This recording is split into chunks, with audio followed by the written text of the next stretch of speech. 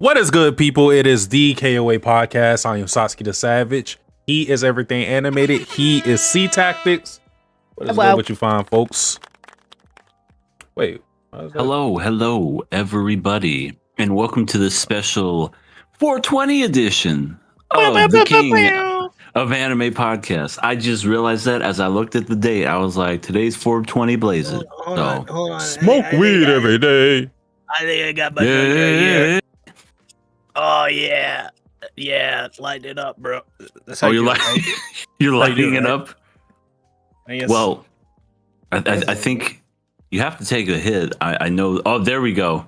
We have a civilized pot smoker today. Only the finest of grams. Only the stickiest of the icky. God. That's actually why I was seeing Wiz Khalifa on my timeline. I was like, what the hell? I usually never see him on my social today media. is a day for him, I bet. Yeah. The day for everyone. I suppose so. We got to get those cringe millennial memes of like, when does simply not 420? When does not simply 420? I feel like 420 has definitely lost its cultural impact. I don't ever see it being celebrated the way I saw it being celebrated when I was coming up. Oh, for sure. And I mean, that's because it's like becoming more and more legal. I don't think it's like as risque as it used to be. You know, it was like prohibition. You know, you people drank, but it was still illegal. But, yeah, I think I like it's so legal. I live in very conservative Tennessee, and I have somewhere I don't know where the fuck it is, but I have this super old expired I guess like blunt or whatever that I never smoked because I was like, why did I don't know, I just never smoked it. And That was years ago that I just bought legally. Mm-hmm. Yeah, it's not Crazy. as novelty as it once was, so I think that's a part of the reason. But folks, we have a bit of things to get into tonight. Oh yeah, a lot. The first of which being the thing that we start off with normally to kind of uplift people's spirits if they're feeling down. So if you would, EA, take it away. We got something to never give me the blues. Now let's get ready for the KOA. It's Miracle! I want to start with the big one. Couple different news for Dragon Ball fans. First and foremost, Xenoverse 3 got announced. I don't know how long it's been since the last one.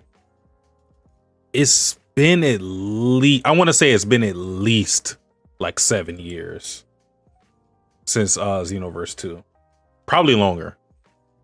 Because I remember playing Xenoverse 2 and I played it when it was already out for a bit of time. So that's a pretty big one. But the other one is that Sparking Zero got a DLC introducing 30 new characters, like new super moves and whatnot. So it's good to see that they're trying to invest back into that game, because I don't know how you guys feel about Sparking Zero or if you bought it, but I feel like that game had a lot of buzz going into it, coming out, but like after a while, maybe a month in, it kind of just died out. At least that's the feeling I get, because I stopped playing it super quick. I probably played it for like a week. It was like $70, and I was like, I am not paying $70 for a sequel to at the time, like what, 20-year-old game? Yeah. I mean, I never played it either, but yeah, it came in and went as quick as it was announced, I swear. But yeah, they need to do something, and I guess the DLC is what's gonna bring it back. I mean, I think they still release DLC for fucking Dragon Ball Fighters, because they even announced Super Saiyan 4 is gonna be added to that, and Daima and all that new stuff. And I'm like, that game is what, 7 years old now? Yeah, it's almost 10 years old. I mean, Fighters is like a really unique case because I think it could add even more. Like I think it could go further, because I know like a while ago there was this, not like drama, but like people rightfully pointed out, they were like, they certainly did drop like 8 different versions of Goku for this game, and barely anyone else. But I am happy for Sparking Zero to finally get something. Apparently what they're adding, so the DLC will include over 30 new characters, 20 new customizable costumes and super attacks, and 4 new stages. The new battle mode will feature gameplay where players travel to unique locations to complete missions and upgrade their characters. Which to me sounds like Budokai 3? I don't know. The game added a new DLC. Oh wait, this was in January of this year. They added Super Android 17, King Piccolo, and Super Saiyan Bardock, as well as new costumes, moves, battle stages, and a new mode. A separate update for the game added single player mode mission 100 on January 26th. So, semi-frequent updates. Actually, looking at this now, I'm not sure why they didn't just release these 30 new characters like every month, like spread them out, I'm not sure what took them so long. That would have made much more sense to me, because fighting games they've not been like live service or anything, but like the player base, from what I understand, falls off very quickly if you're not a hardcore player. So yeah, I think, you know what I just feel like they weren't they weren't really ready for like the online scene. Like being a sequel to like Budokai Tenkaichi 3 is, that's just when we were playing with friends at home. We weren't playing that game online. And I know they already have very casual game. Yeah, I know they have games online, but I don't know if this specific game was really prepared for the things that you have to do to stay relevant in this space, because it is a fighting game. And like you said, those games kind of drop off if you aren't one of the big franchises first and foremost. And yeah, if you're not updating the game, making it fresh with new characters and other things, moles and whatnot to keep people on the game. Because like I said, I played it for like a week and I was like, because I didn't want to go into the story or whatever. I kind of wasn't a big fan of like the what if stuff because it just wasn't as fleshed out as I wanted it to be. I felt like Xenoverse did a better job of keeping me engaged with the story, and that's probably because it was kind of fresh and unique. So yeah. People hate. I remember Xenoverse 1 and Xenoverse 2. There's plenty of haters for that game, and I don't really get why. To me, it feels more of a continuation of like a Tenkaichi 3 or a Budokai 3 than it does anything else that I've seen thus far. Then again, I've actually not seen a single thing for Sparking Zero. That is like how little I've seen of this game. So yeah. I don't know. Xenoverse, like we talk about, they just dropped like a new DLC and stuff for Xenoverse 2 along with this update for Sparking Zero, but like Xenoverse 2 has been constantly getting updates like every year with like new characters and new costumes, and like it's like a single player MMO in many ways and how it's updated. Yeah. So Yeah. I don't know, like Xenoverse 2 has its haters, but like that game is fun. Yeah. Like it's engaging. You want to continue to play it. Yeah, for sure. I had a lot of fun playing that game. You can never go wrong with creating your own character. Yeah. I think mine's was I was a human. Yeah, I was a human, and I had my flying nimbus, and I had my power pole as a weapon. Nice. And I was bald. I don't know why, but you gotta go bald. Before I get off the topic bald. though, who was like who would y'all say was a main character for y'all in one of these Dragon Ball fighting games? It doesn't really matter which one. Believe it or not, in fighters, I was really good with Yamcha of all people. Like I was owning people with Yamcha. It's been a while since I played that game, so I'm definitely rusty, but there was a point where I was just like, for some reason, my son was like, hey, can you defeat CPU level 100? I'm like, watch me. And then I did it with Yamcha. It was a little bit of a challenge, but I still did it. But other than that, like in the other Budokai games, I know I'm basic, but like Goku was always someone that I picked, especially Budokai 3. Yeah. Super 17 was a character I used to love using.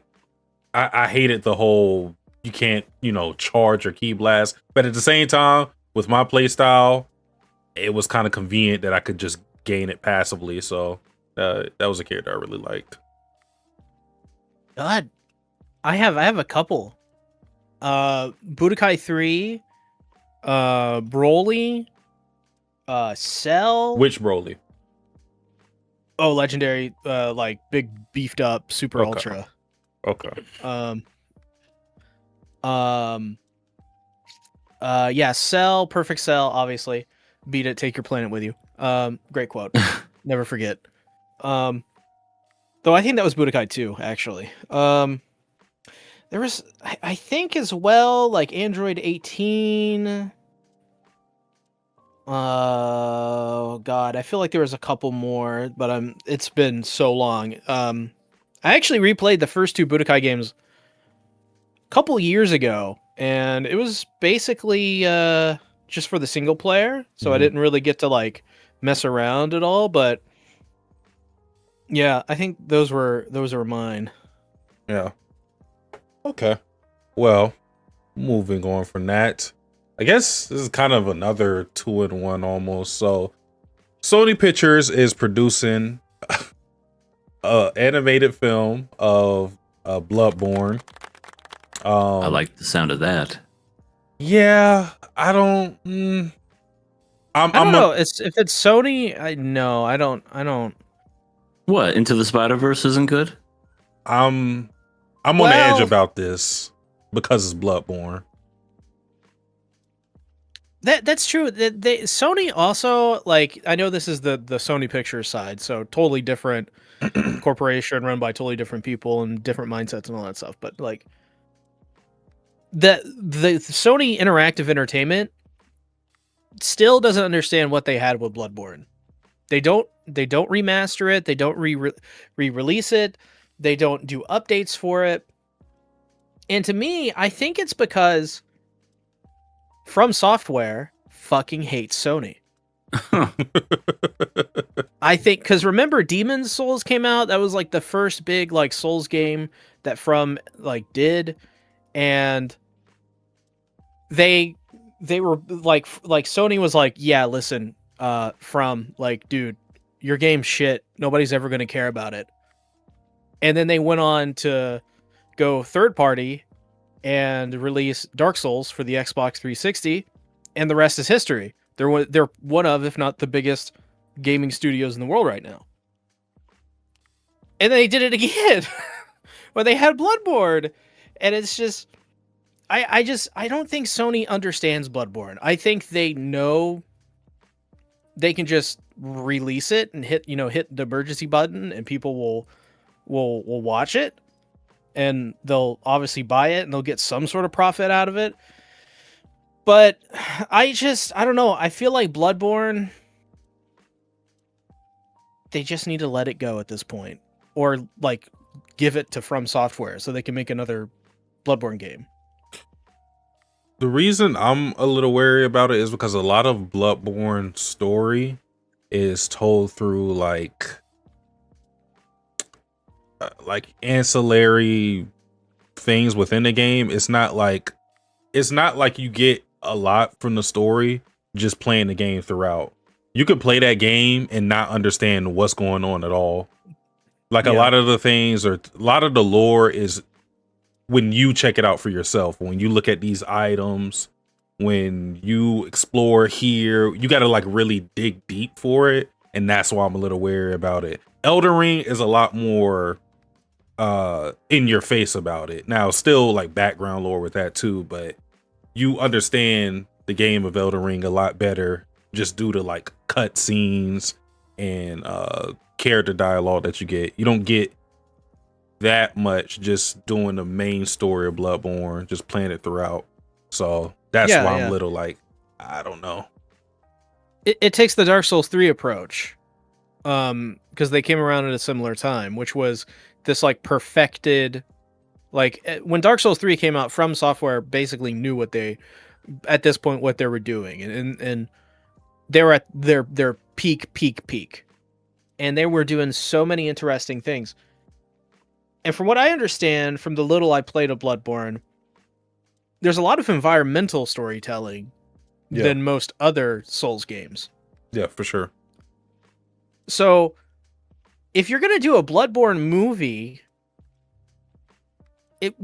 I think it's a good call. It's a movie. I don't think it should be a TV series. That would be dumb, in my opinion. I think it's got to be like an hour and a half to 2 hours. It can't be longer than 2. It's got to be very action heavy, almost like a Fury Road, Mad Max Fury Road.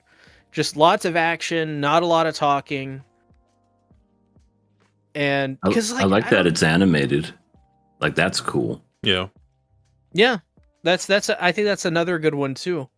Because like if you do it live action, I'd like, oh god, I don't even know what that would even look like. I would be scared because of the monsters in there, but it would have been cool to see the hunters live action, just because it has like that it has like that like vampire hunter feel, like that gothic theme to it. Like that would have been cool to see, especially like the different weapons and whatnot, if it was done well. But yeah, I do think animated is the right way to go with how ferocious and horrific the monsters are going to be. Because if you do it in live action, I think it's just going to come off as goofy if it doesn't have like the big budget. Yeah, it's 50-50 with computer animation anymore, because you know it's going to be CG, and sometimes some studios back it, and other times you get that third eye from Doctor Strange, where it's just it looks so cheap and stupid. But they just put a googly also, on them. This movie is being produced by Jacksepticeye, which is that's interesting. Another really interesting one. Another interesting choice. I'm not sure what to feel about that because I've not seen any of like the the big OG YouTubers movies and films. I've He's great as Punch Up. I heard Markiplier is very like he has a lot of potential. I hear he's got talent and initiative for it. But yeah, that's another interesting one. Before we get off the topic, I want to say, because I didn't talk about this specific thing when I finished Dark Souls 3. I played that game and I got so mad at Elden Ring because playing that game, I was like, wow, they know how to do duo fights, where you're fighting two bosses at the same time. They know how to do it. They just didn't give a fucking Elden Ring. Like, all the duo fights in Elden Ring are horrible. There's not one single one that I'm just like, oh yeah, that was good. And then I get to Dark Souls 3 and all the duo like literally all the duo fights were good. Sister Freed and Father what's his face? The Demon in Pain, Demon in Below. I forgot the prince's name, but duo fights were immaculate. Abyss Watchers. Abyss Watchers is fucking awesome. And then you get to Elden Ring and you get the fucking Godskin duo. I hated that. The Valiant the Valiant Gargoyles. What other bullshit fight did they have? The Crucible Knights. Terrible stuff. I'm glad I played that game because I lost all faith in them making duo fights until I played that game. I was like, okay, they knew how to do it. They just didn't do it for this game. Yeah.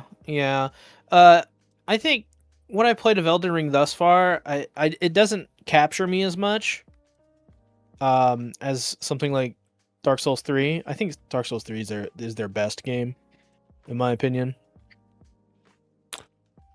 Speaking of Elden Ring. Yeah. Oh, sorry. You were going to say something else. I was going to say I got Bloodborne as my favorite. I really like Elden Ring, but I like the whole aesthetic of Bloodborne. Well, Bloodborne plays so fucking well. Mm-hmm. It's like, if a lot of people say it's like the hardest one to get into, I think that's Sekiro. I think Bloodborne has some of the most pleasing, like punchy, responsive controls of probably of all of their catalog. And it's not hard to get into. It's just you have to get used to it. And once you get used to it, in my opinion, you can do so much more in Bloodborne to make your experience more, I guess, noob friendly than most other Souls games. I think the only one that you can make it even easier and more noob friendly would probably be Elden Ring. I feel like the hardest one that you play is the first one you play. I feel that because playing all three of those games, all of them have something hard about them that isn't present in the other games. Yeah. Oh yeah. But moving on, Elden Ring live action, the film The cast has been revealed, and it is scheduled to premiere March 2028. We're just gonna be rubble and ashes and radioactive wasteland by that point. Probably. Yeah. Just hold on The for 2 director, years. though, Alex Garland. This gives me a lot of hope because like EA said, it's Alex Garland and A24. I mean, A24. I'm not gonna say they hit all the time. They certainly don't. But Primal. fucking A24 is awesome, dude. I love A24. Yeah, they're pretty good. But I said Primal as a joke. That's not a good movie. That's the one where the chimpanzee got rabies and was killing everybody in that rich mansion. It was so cheesy and bad. It was a guy in a suit the whole time. Is What? Pearl That's an the A24 twist? film? No. I mean, it's literally like the ape is a guy, like it's not CG, so it looks so cheap. That's what I mean. Could you imagine? I was about to say, what the Oh my god! He takes off the mask. like SpongeBob. Oh my bad. What is the A24 film? Is it Heretic? The one about the crazy Mormon guy? Heretic? Oh, I just went to their site. It's Hereditary? no, it's got fucking hot guy in it. Okay. It's That this doesn't film. narrow it down. Not at all. Hot old guy. Still doesn't narrow it down. Okay, Heretic, two young missionaries. Mr. Reed. Hugh Grant, is that what you're talking about? Hugh Grant, yes. Dude. This is my favorite A24 film. It just kind of ends, but it's like it plays a bit on religion in a very interesting way that you don't see often, and it's very honest. Another one is Pearl. Gotta watch Pearl.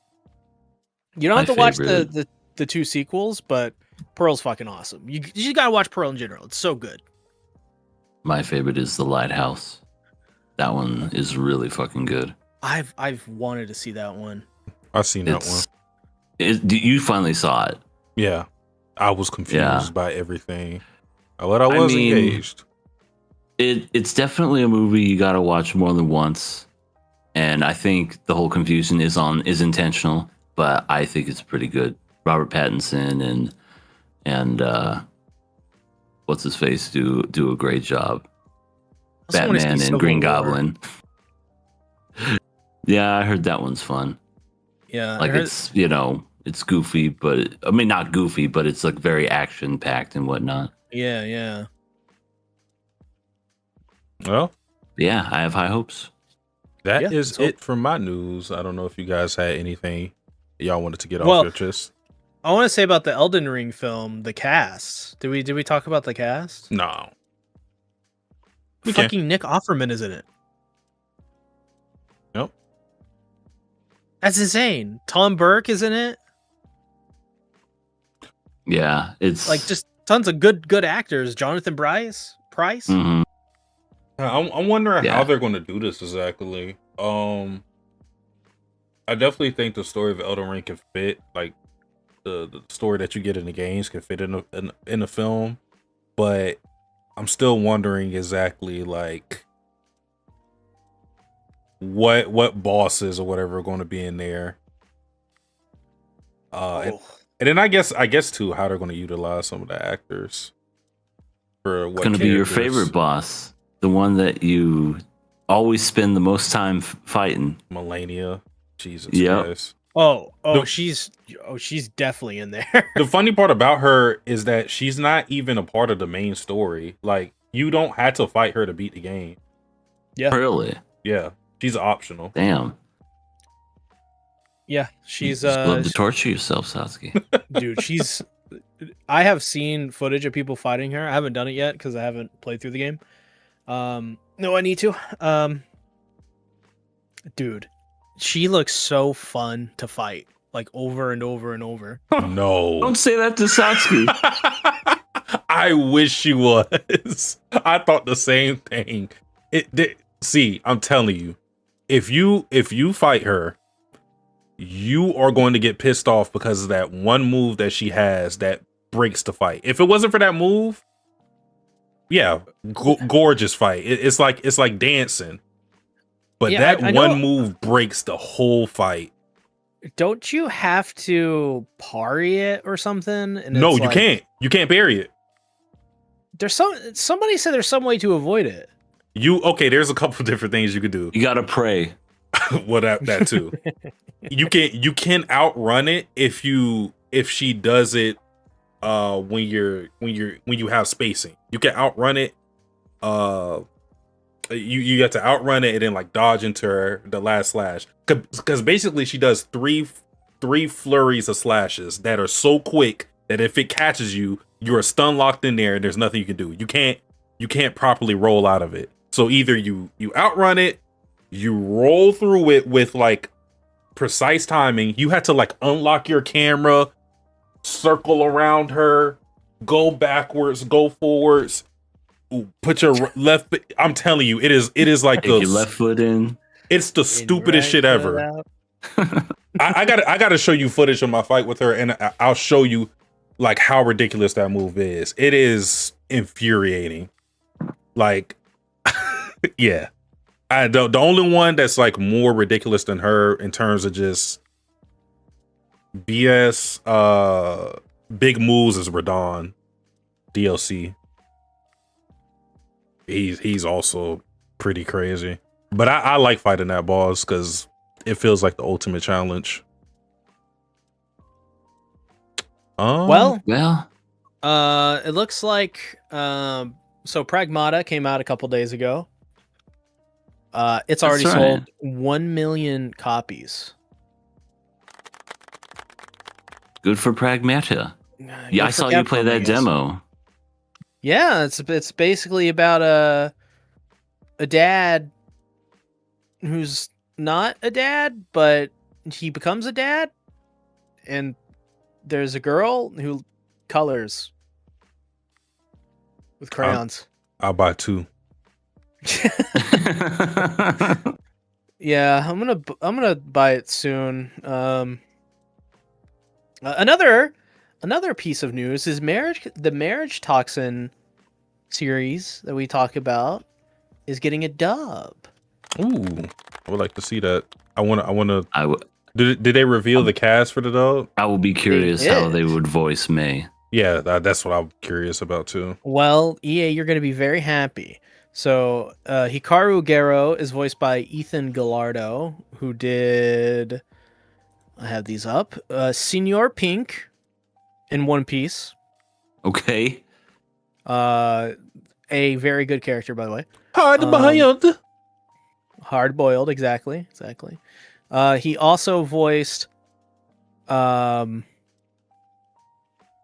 basically nobody else of any importance, honestly. It is slim pickings for him. But Mei Kinosaki is voiced by Brittany Karbowski. Makes a lot of sense. She could totally pull it off. She did Black Star. Yep. So it totally makes sense. Yep. I like it. She's done a lot of like gender neutral characters. She voiced Rimuru Tempest. Remember Slime Daddy? Oh, yeah. Voiced him, them, they. Who else did she voice? Let's see. Black Star is her biggest one. She's like in everything. She's literally in everything. It's hard to find what she hasn't. She voiced Hitch in Attack on Titan, which Love me some hits. that's not saying much. AOT's dub is very miscast, so I don't know if that's a good casting. Really? I don't know. Like I've the dub. never seen Hitch dubbed. Oh, I like her.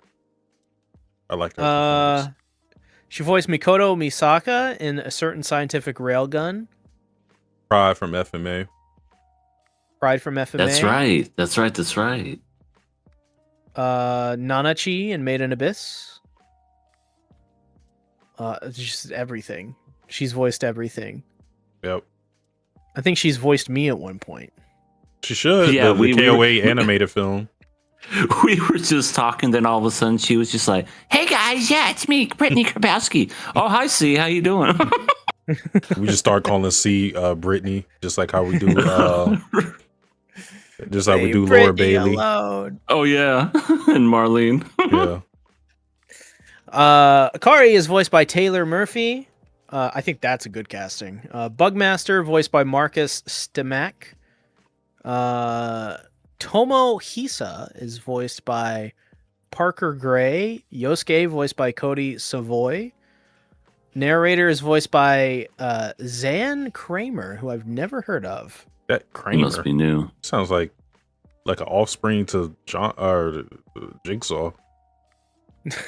Hello, it is me, Zan Kramer. I want to play a game. I might have gave them an idea. Oh God. It's yours, have- A24. And then and then the movie comes out and it's good. Oh my god. I'd be pissed. I'd be pissed for you, Sasuke. It's A24. I seen a little bit of Saw 10, Saw X. I was like, man, it wasn't even bad. It's just like, all right, man, y'all gotta stop this at some point.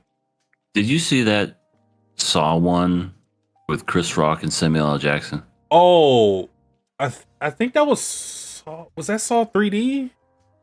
Or was No. it- I forget what it was called, but it had a name to it. It wasn't one of the. It wasn't Yeah. part of the numbers. like Jigsaw or something. Yeah, But it definitely, like, it had potential to be really good, but man, did it had some very, let's just say, unique choices that they decided with editing and just how they, Spiral. that's it, Spiral. It had potential. Like, I was like, oh, this could be really good, but I always remember that scene where Chris Rock just gets into the car and the camera's all shaking, and I'm just like, why did you make it that way? You could have done, I don't know. Oh, we want to make sure he was angry. It's like, you can do so much more with just sitting still instead of just shaking the camera the whole time and him just going, ah. This was literally the scene. It was, ah. It was what's really- dumb. You know what, another really fun movie, that just reminded me of is Hardcore Henry. Have you guys seen that one? Oh, I yes. have not. No. It is very underrated. It has the guy from District 9 in it. And it's, if you wanted to know what it was like to play a video game, Hardcore Henry is that. Yeah, it is. It's like the perfect, like, grandma, watch this movie and you'll get like a first person shooter. Like, it's not story-wise, it's, it's whatever. Like, as far as just the uniqueness of it and action-wise, I think it is one of the best. And I can understand where people might say, like, it's a little overwhelming, especially at times, because sometimes it just never sits still. But I liked it. I thought it was fun. I watch it periodically from time to time. I need to buy the actual DVD. But when it comes on Netflix, I'm just like, oh, it's back.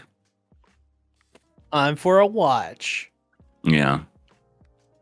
This isn't news. This is a question to y'all. Have y'all seen that Mickey Mouse noir game? Oh yeah. Yeah. It's something PI. Yeah. Oh, I got it on my Mouse I got it PI, right I here. think. Yeah. Mouse PI Detective for Hire. I was right. I mean, I just I'm want to buying play it. it alone because it's in that style, the rubber hose animation style, which I love. Yeah. I cannot wait. I saw it on the PlayStation Store and I looked at it and I was like, this looks interesting, but I wanted to wait to see if what the word was about it, because I didn't want to spend any money until I knew it was like, some people liked it. But Yeah. yeah, I've been seeing. I mean, it looks fun. Yeah, I've been seeing stuff around it buzz around. So, all right, I think it is time to get into. Wait, I have one more piece of news. Okay. It's really quick. WrestleMania was this weekend. Yeah, Sure. Everybody put your hands together for Blood Money the, Company. Yeah. Hold on, I think there's one Donald clap in Trump the Propaganda distance. Company. Yeah, pretty much. Anyway, the big news that came from it that I just wanted to point out that a lot of people just did not expect and kind of came as a shocker was that Brock Lesnar retired in the ring yesterday. He did the old, took his boots off, put him in the middle of the ring, hugged Paul Heyman, walked off and to the sunset. And whether you like the man, hate the man, whatever, Brock Lesnar was definitely a big draw in WWE. And, you know, I definitely, like, he basically passed the torch to Obafemi, who's basically just like him in every way, big hulking dude. And yeah, it's you know, he doesn't need to be the big draw anymore. I think Brock Lesnar should just do, you know, because The Undertaker did this very same thing and then went to wrestle like 20 more times after he put his boots in the ring with Roman Reigns. But he should just stay gone because, you know, he's not the draw anymore and he's getting old and, you know, stay retired. Yeah, definitely want to hang it up when you're still looked at in good spirits. You know, you don't want to stay to the party too long. I heard this year's WrestleMania was like amongst the worst. Dude, they did a literal chart of how much % it was wrestling versus how much % it was advertising. And it was something ridiculous, like 65% was entrances, advertising, commercials, and the remaining was the wrestling.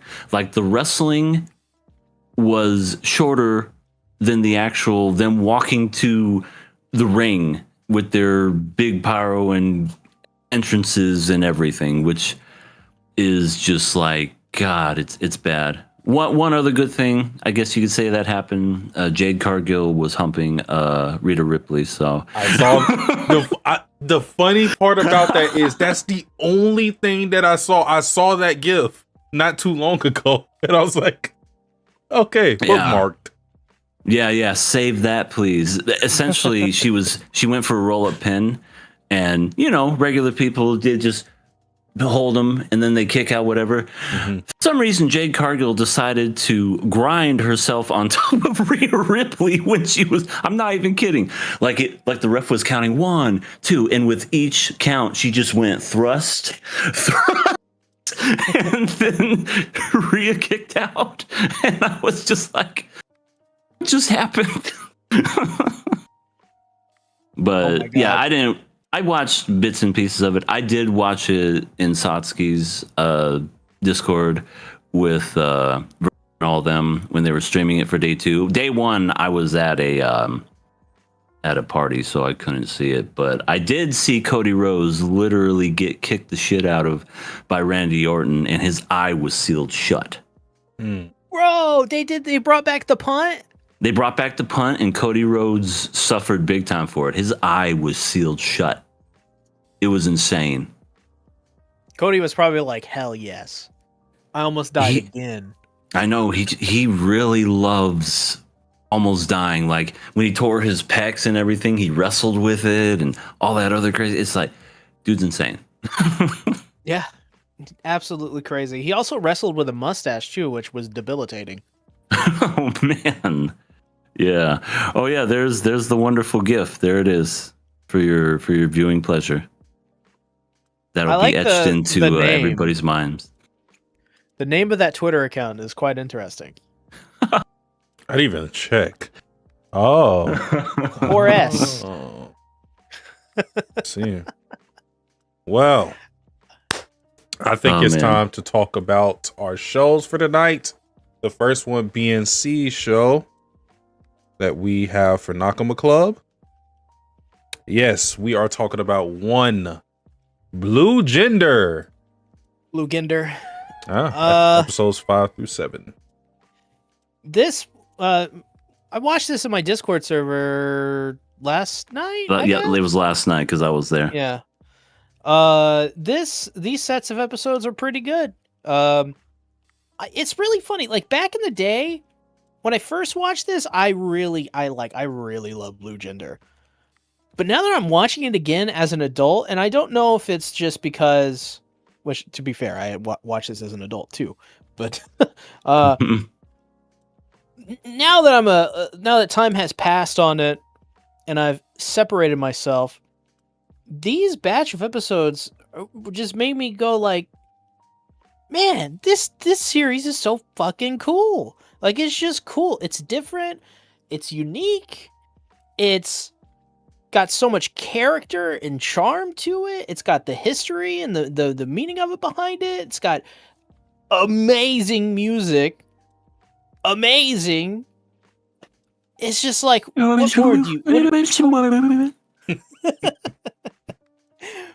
What more That's do you an inside need? joke. Like, like, it's just, it has it all. It is like a quintessential anime. It's an anime fan's favorite anime. That's what it feels like.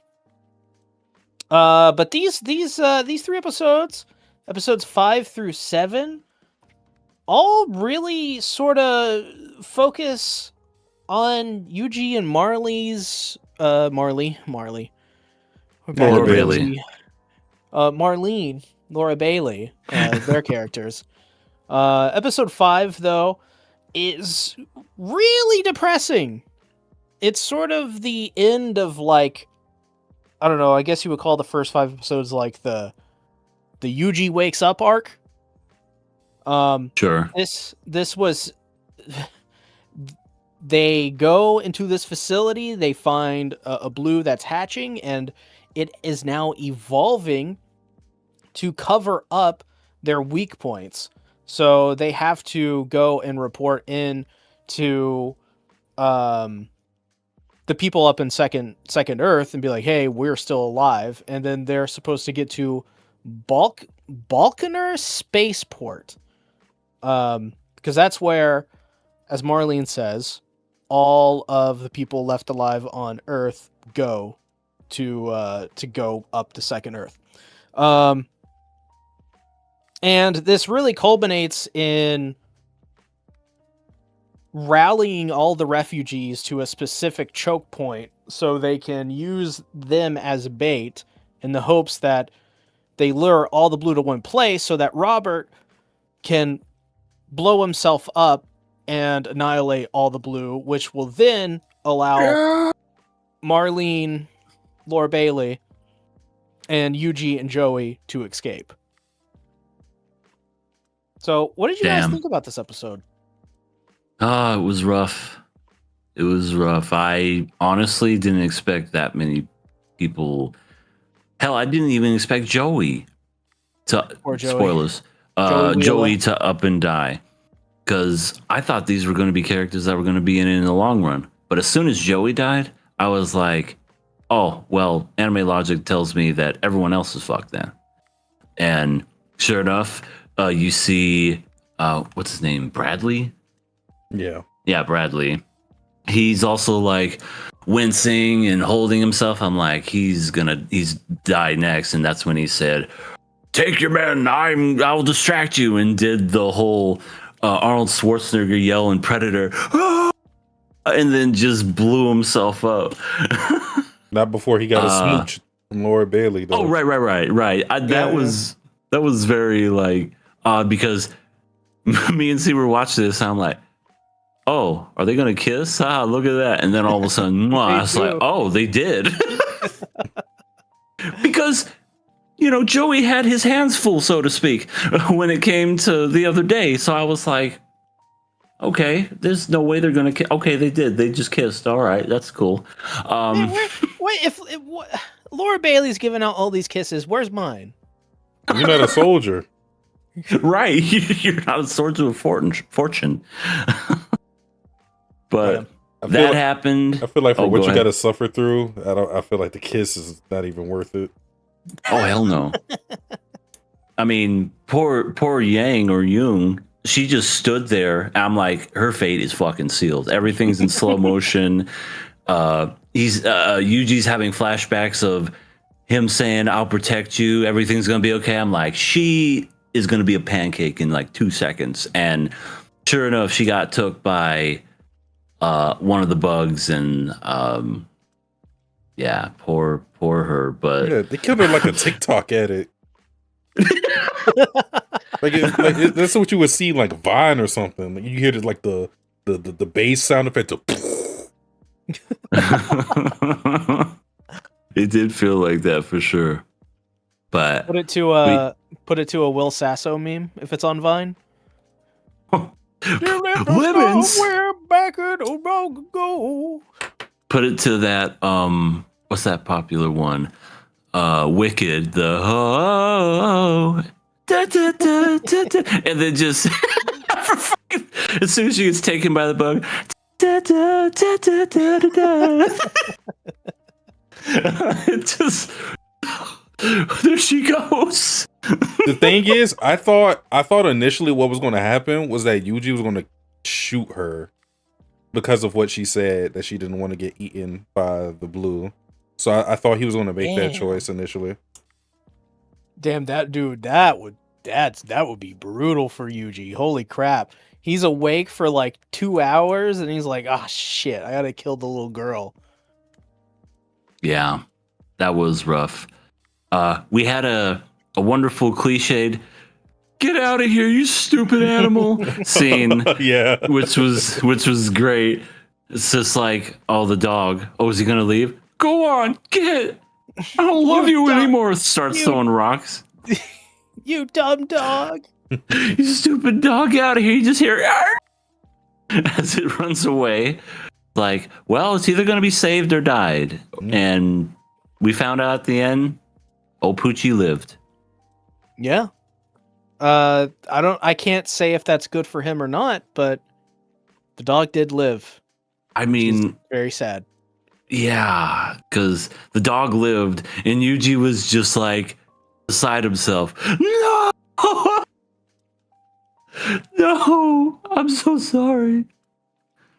Yeah, I mean these first 5 episodes was awakening to a living nightmare for Yuji, and it culminated in everyone dying. Yeah, I definitely feel like this episode was kind of like his loss of innocence or his naivete. You know, because he's thinking very optimistically, understandably so, since he isn't accustomed to this world at all. But all the harshness of this reality is getting to him. He can't save people in front of him. He has to make pragmatic decisions. He has to essentially just be more like Marlene, and that's not something he wants to accept. You know, because it's just. This is just kind of jumping ahead, but we kind of see more about the whole what was between Joey and Marlene, which it wasn't really anything, not in the sense of romance. It was more of like stress relief, kind of like the point I was bringing about with Shisekai Yori. That's kind of what they do in Shisekai Yori too. That's right. Yeah. So it has nothing to do with like I like you or anything. It's more so trying to find any type of pleasure, even if you don't like the other person, just because the world is so you can die at the next minute and the world is so fucked up. Didn't they do that in Fate Zero as well? You know, yeah, they did. Where it was just like, you need to focus, okay? You're one of the big grand peoples or whatever, so I'm gonna fuck your brains out. oh, you're talking about okay, never mind. I got it. Yeah, but he has a 10 for a wife and everything. But let's go ahead and. Well, no, to correction, he has a cup. Okay, right. She's not cup. a real.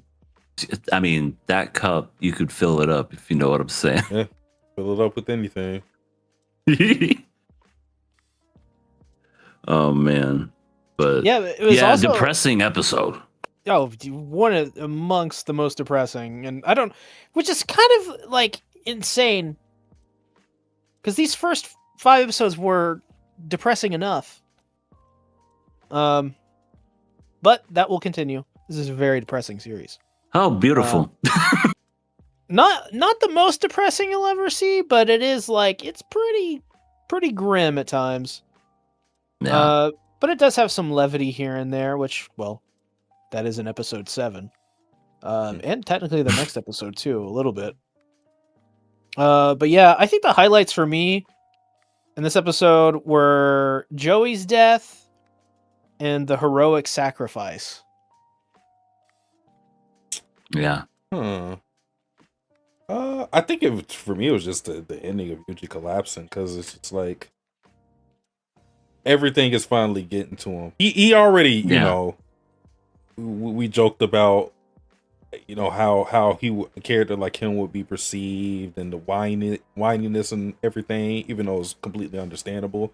But like this is like really the point where it's sinking in that he cannot change the world he's in. He's understanding how much of a hellhole he woke up into. Yeah. Yeah, as you say, Sasuke, this was the Loss of Innocence episode. I mean, it's crazy because in the first 5 episodes alone, we've had so many characters that I thought were going to be the main characters essentially end up dead.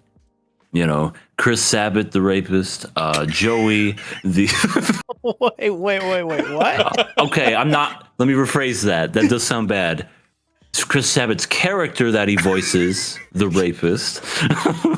Well, now I don't even know if we could classify him as that based on how they view sex and sexual relations. Now it's just like, he's literally, I think you made the joke that he was like grabbing her titties like a stress ball, and it's literally that. It was a joke, and what it turned out to be was reality. I mean, okay, so let me scratch that even more. Chris Sabat's character, because he's not a rapist anymore, as we know that this is normal in this society, you know, because a kiss is a kiss. Chris Sabat, the gentleman. Chris Sabat, the gentleman. I don't know if he's a gentleman now. Okay, well, I'm just, if Chris Sabat sees this, I'm sorry. I'm talking about the character that was voiced in Blue Gender. This is not a reflection of you. But anyway, what I was getting at is all these characters who I thought were going to be main from episode 1 are essentially all dead, except for, of course, Yuji and Marlene. Yeah. Which is crazy. I thought Joe was going to die. I just didn't think it was going to be this early. Yeah. Yeah, 5 episodes in, I was just like, whoa. That was quick. Yeah. Especially not after the last episode. And then they faked it out to make you think that Marlene was dead too, because they were like kind of blurring that little rebarb or whatever it was, and you're just like, oh no, she's dead, even though I'm like, she's obviously not dead. And then it like moves the scene, and you just see, oh, it just barely missed me, and it's like, of course she was gonna live. Yeah, wouldn't have it any other way. Like I said, I think in the first week we started talking about this. Blue Gender does something really unique that I don't see a lot of other anime do, especially around this time, and they pull it off really well. So just remember that as we continue along. It's really cool. But now let's get in episode 6. Which is titled Relation, which is sort of like the come down from what Satsuki said. This is Yuji, his body and his mind internalizing it, and finally realizing he's this world's fucked. And it's also the episode where Marlene kind of starts to develop with her kind of trope, which is the defrosting ice queen. So that starts to happen. Is that the name? Yeah, she's the defrosting ice queen. Okay. That is what they call it. All right. And this is sort of like also the Yuji starting to become attracted to Marlene episode as well. That ass. He was just walking. He was starting to hallucinate, and then he just saw in front of him. He's like, "Damn." Yep. I've never seen a girl's ass. We also get some backstory from Marlene as well, which is very much needed. And now that all the characters have all died, it's kind of perfect to start developing Marlene a little bit. and giving her a bit of a spotlight. So this came at, in my opinion, the perfect time. But what did you guys think about the episode? Real quick, I love this line that you wrote down, Sasuke. Laura Bailey was taught sexual assault was good luck ritual for soldiers. That's essentially the best story we get. I mean, yeah, they create a culture around. I don't know if it's purely men, because we only got to see it from her perspective of her seeing that happen. Actually, it happened to somebody else. It didn't happen to her. So I don't know if women are also afforded the same luxury, but the way it's shown, not really. So, but yeah, they have a whole culture around just like letting your sexual urges go before you go to battle, because it's like, yeah, you're probably going to die anyway. So might as well get some. Yeah. This is probably not the best correlation to draw from, but didn't Mike Tyson also do something? Well, yes, he did something similar, but didn't he also say like before a big fight, he would basically have like a fucking insane orgy? He said he's definitely said something like that. I would say I don't remember that. I know Ronda Rousey was the one that said that before fighting she would have sex with her husband or whatever, and that would like get her endorphins going and everything. This was, of course, in her prime before she became who she is today. Mm-hmm. Yeah. But, hello, David. Yeah. What is good, Fader Moon? We got the weekly plunger has arrived. It's a weekly plunger. We're going to need you for one episode. Oh my god! Wait, which episode? For Daemons. Oh, true. Because we had a Daemons? Yeah, we had a walkthrough of how to use the latrine. Oh yeah, that's right. Flush the toilet. Make sure nothing's wash your hands. But yeah, this particular episode, essentially, I agree. See, it is the defrosting of the Ice Queen, or whoever she is. She basically admitted, me and Joey, we weren't boyfriend and girlfriend. We essentially were just fuck buddies. we had no relations whatsoever. We just wanted to feel human in a way. I'm just like, I get it, especially in that kind of like twisted way. It makes sense, but just, I don't know, just kind of shows you how fucked up the world is, where it's just like, no time for relationships, just, everybody loves each other in that way. Yeah. A lot of times with these apocalyptic stories, we get humans having to be turned into monsters to combat the monsters. And it's kind of like the same thing that we're getting here. And not monsters, but like more robotic, more pragmatic, more primal, maybe. Yeah, desensitized to losing loved ones and people who you cherish, and not even trying to form those connections because you know how fleeting they are.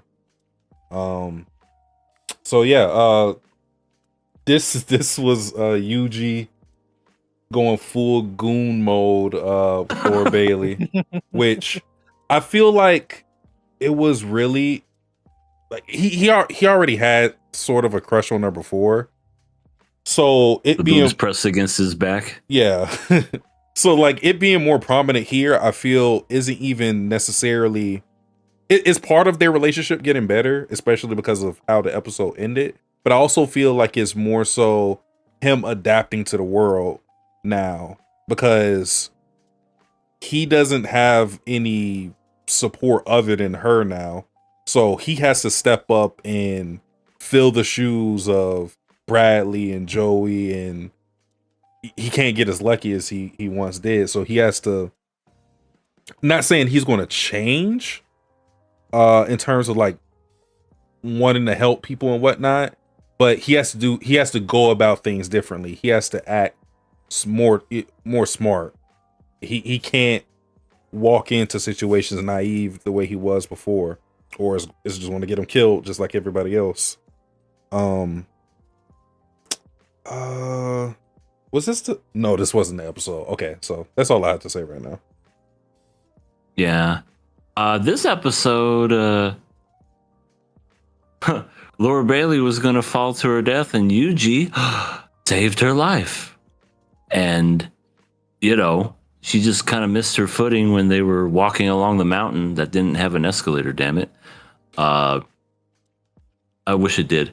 But he saved her and basically pulled her up. And I think that right there kind of maybe changed her in a way, because she was just like, wow, he saved my life.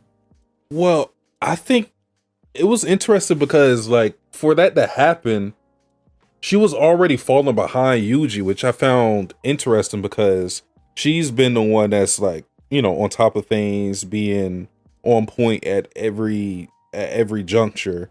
But it was a point when they were walking, because Yuji's the one who collapsed first, and they had to take a break under shelter and then trek again.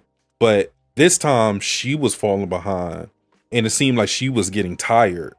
So it makes you wonder if she's putting on the facade because that, you know, that's what she has to do as a soldier, or if, yeah, maybe she's not as strong as she puts out.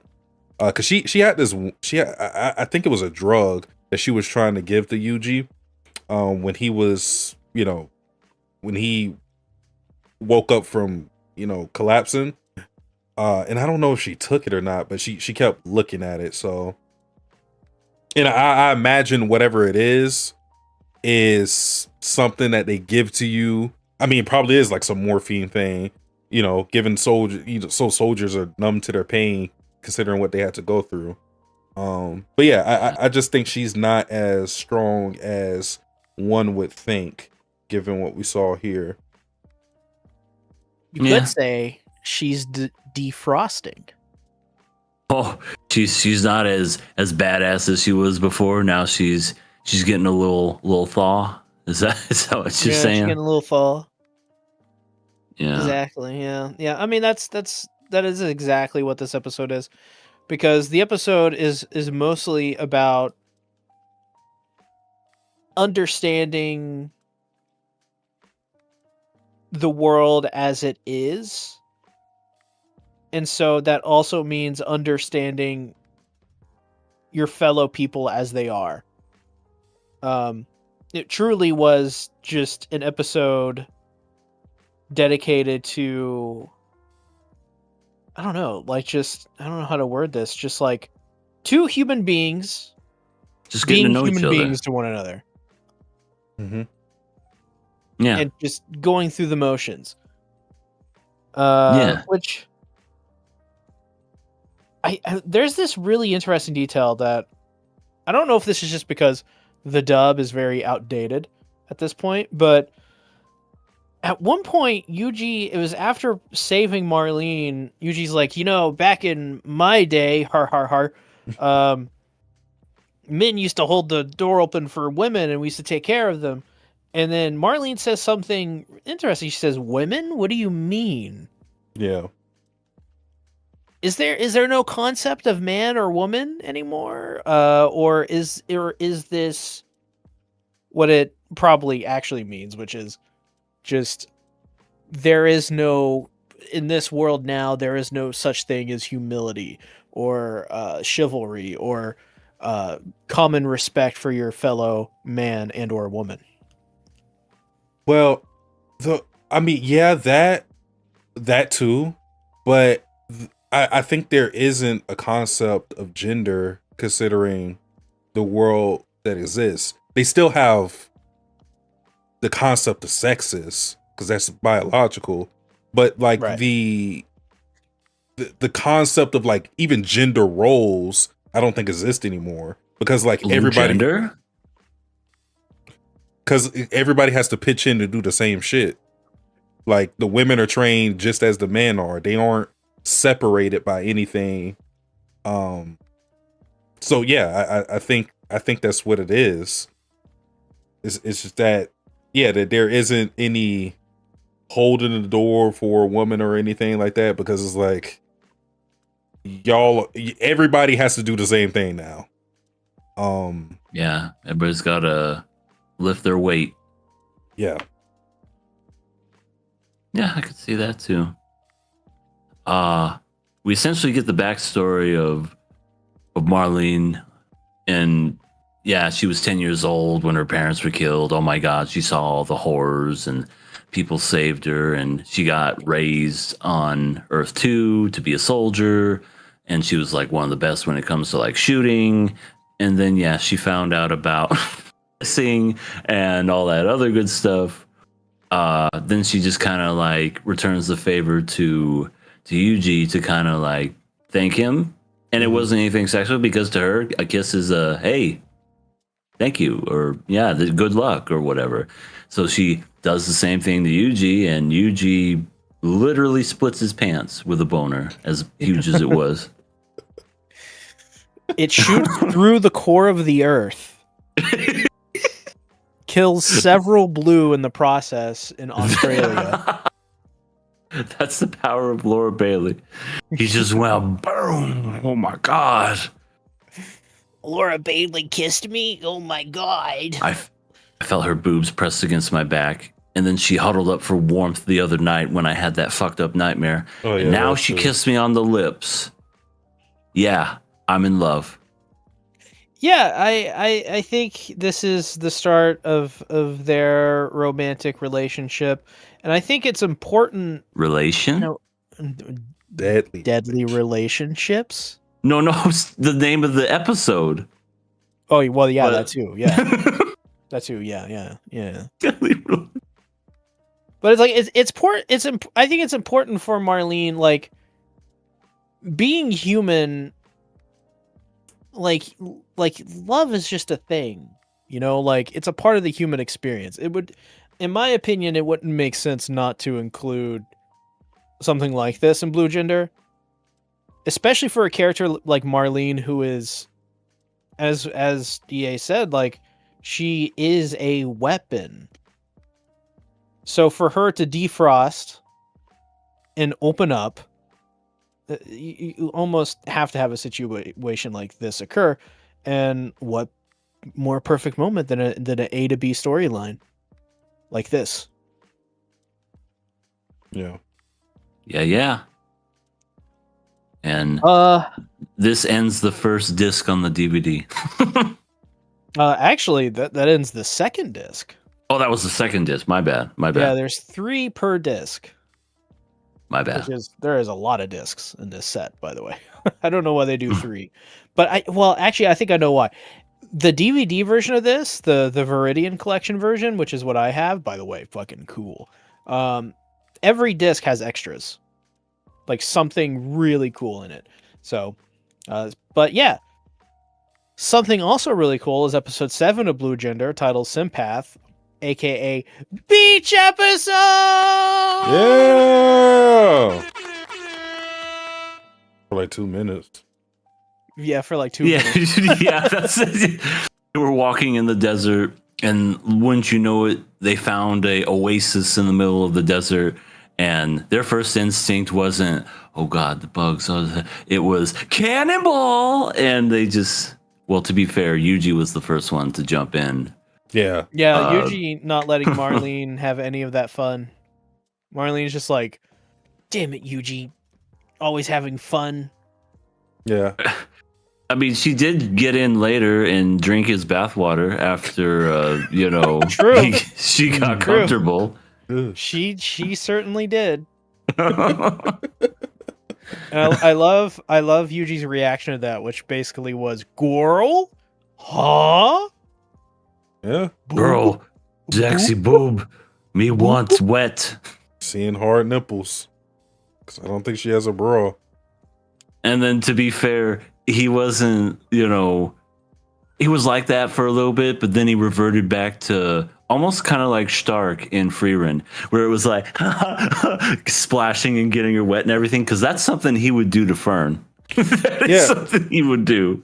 I think with the character designs, because I didn't realize this, because Yuji, because it was this episode, not to jump ahead too far, but he said he was underage, which means He's, I think the legal age in age in Japan It's 20. Is 20. Yeah, so I didn't think he was. I thought he was older than that for sure. Same. But animes, especially back then, you never know the ages. They look like adults, they look like men, they look like women, and it's like, I'm 16, and you're just like, oh, why? Jojo fucks me up all the time because Jutaro's 17 and looks like he's 30.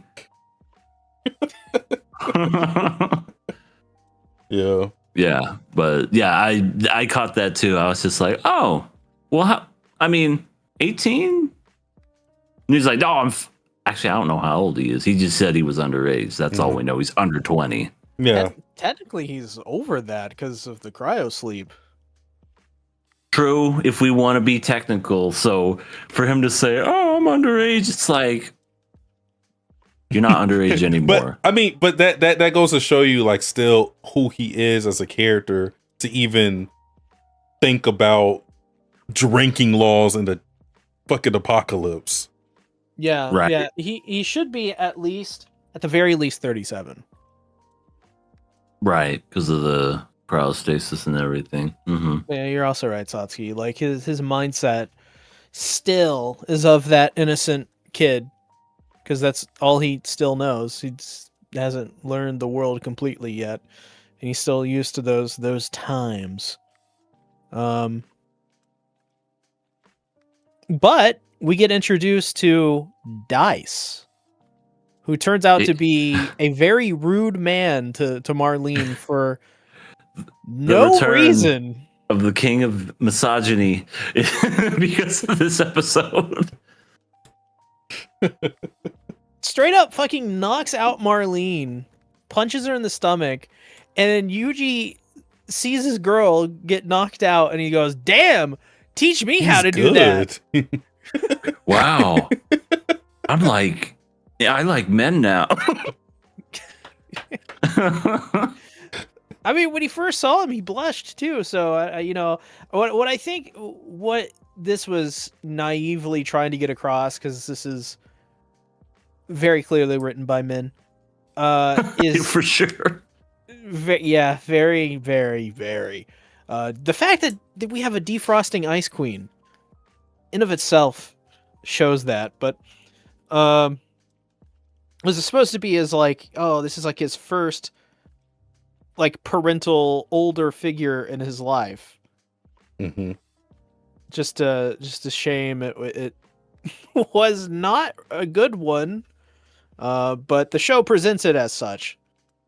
So that's the whole thing, is like, he's supposed to learn from this man how to treat a woman, how to treat Marlene, which I guess that means knocking her out and then complaining that she's a handful, when, by the way, Marlene is not a handful. She is, like, especially for a soldier, she's fine.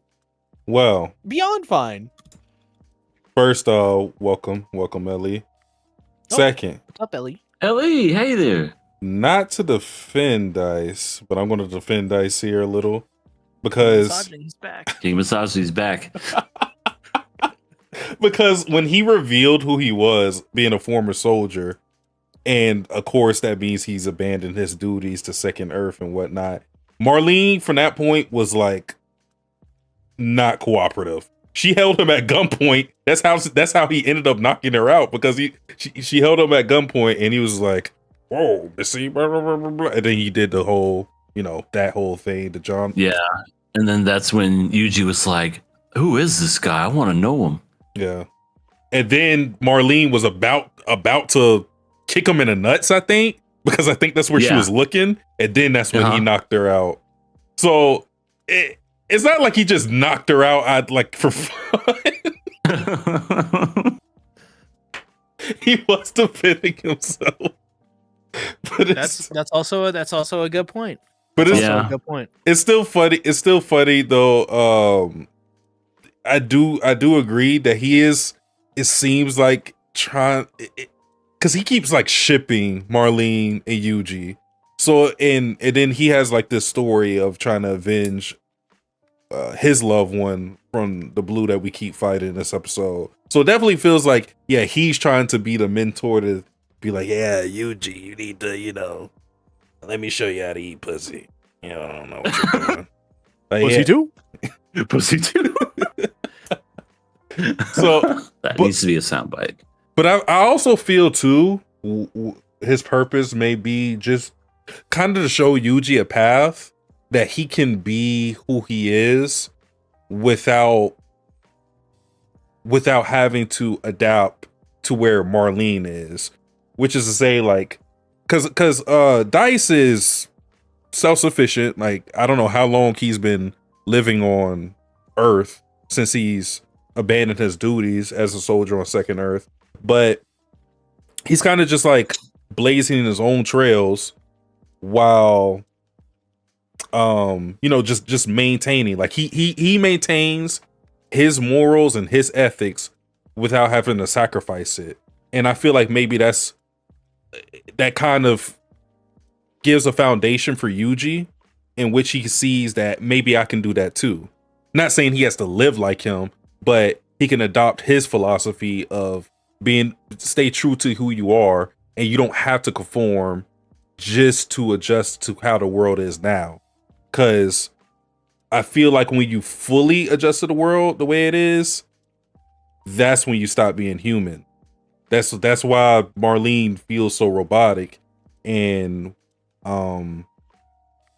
why you had characters like Joey, who was kind of like in the middle. It felt like he was more so on the side of Marlene, but he still was holding on to some hope of trying to be where Yuji was, but he was kind of caught in the middle. But I feel like Dice is like this fully realized version of what Yuji may end up being. Wow, that's a cool comparison. That is, of course, unless Yuji and Dice don't get together beforehand. Yeah. Yeah, that interesting thing I was talking about, that was actually Dice and Yuji running away together to live hand in hand. Hand in hand on Earth with their blue servants. That beach that we saw in the beginning, that's where they're at now, sipping on Mai Tais. Yeah, well, the true origin of the blue, and this is another spoiler, is that they're just trying to find jobs because they're unemployed. That was a running gag. Please accept this job application. No, get the fuck out of here. And they're just looking for job applications. That's all they're looking for. But they're so clumsy, they just end up slaughtering everyone. It's not their fault. That happens. Yeah. I hate when someone takes my job that's blue. That sounded incredibly racist. Yeah, I'm sorry. The blues keep taking my jobs. I'm for the blue race. I apologize. This is my YouTube apology video. I didn't mean to say what I said about the blue. Oh, maybe I did. Maybe I didn't. Fuck the blue.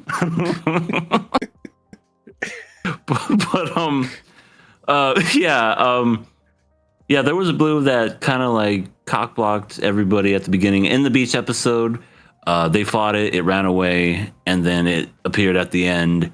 That's when Lower Bailey Yuji were fighting it in that little warehouse, and then Dice comes in with his alien gear. His literal looks like inspiration from it. I definitely think it's from that. And they essentially defeat it by shooting the back of its head with the little spot that instantly kills him. So I think that blue just doesn't like couples.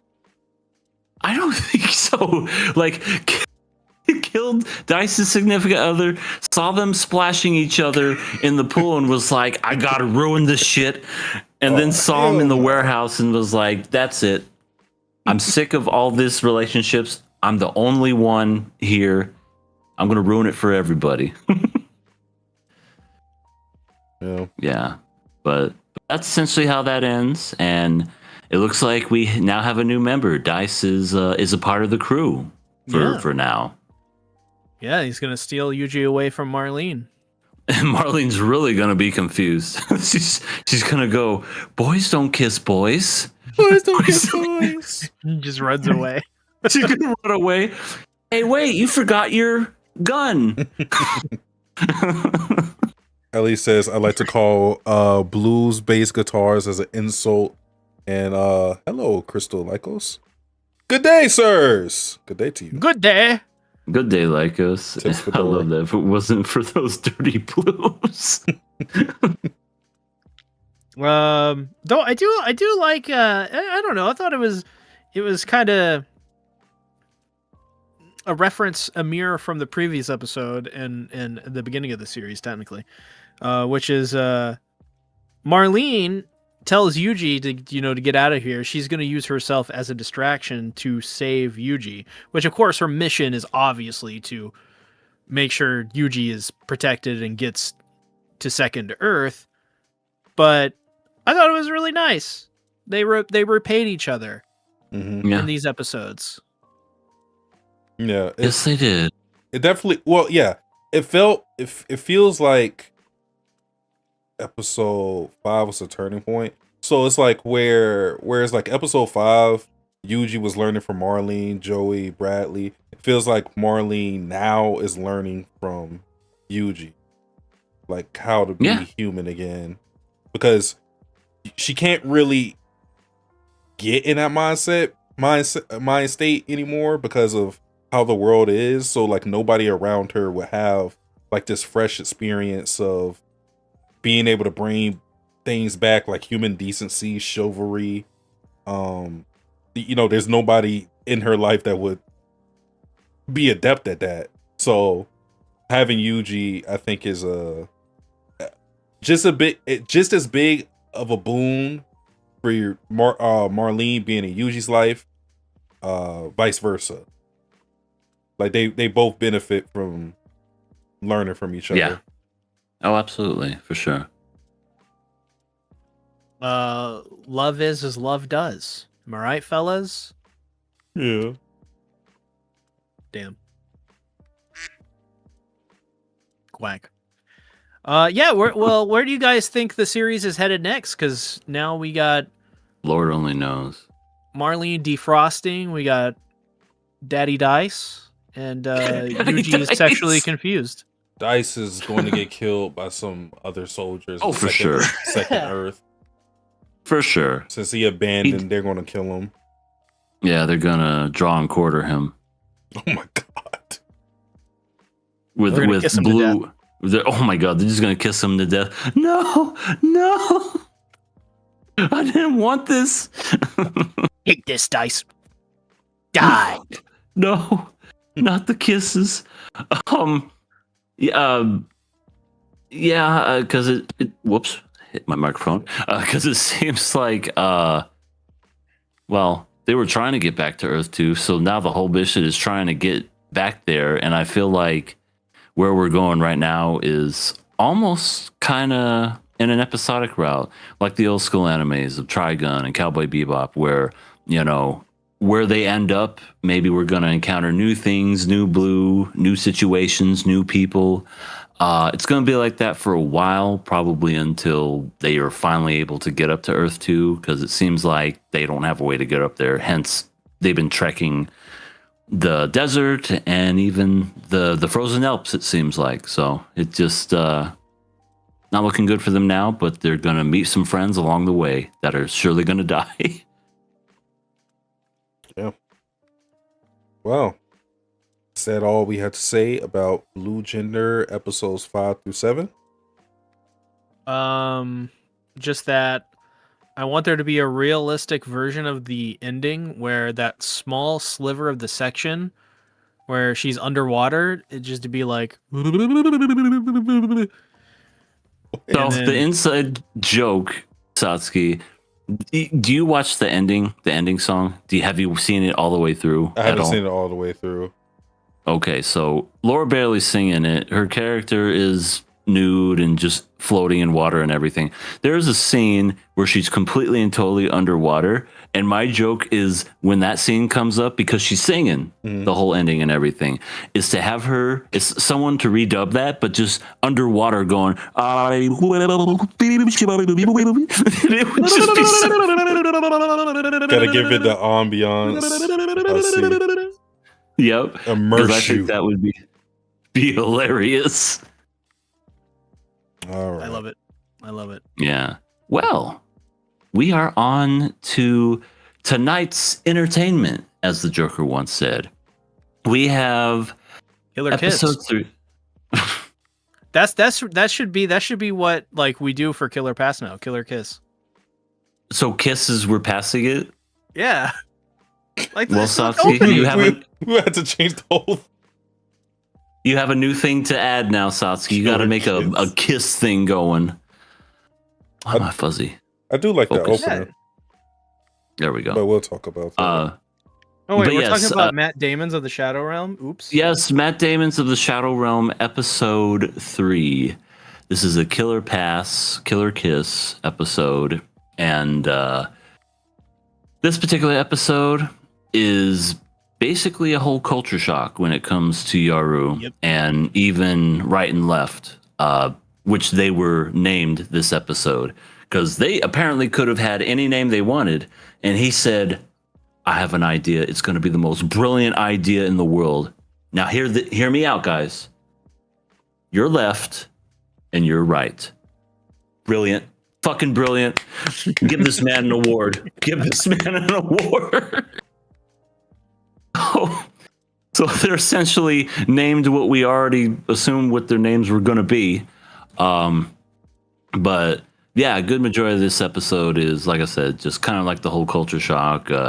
Yaru just being enamored with, oh my God, you didn't have to farm for this. You could just go into any store and get this. You don't have to go to the well for water. It's just there automatically. And when I just saw scenes like that, I'm like, yeah, we do kind of take things like that for granted, don't we? Yeah, we do. Honestly, we do. Because there's places in this world right now that don't have that luxury. And it just reminded me of that, where I'm just like, that's how they would react.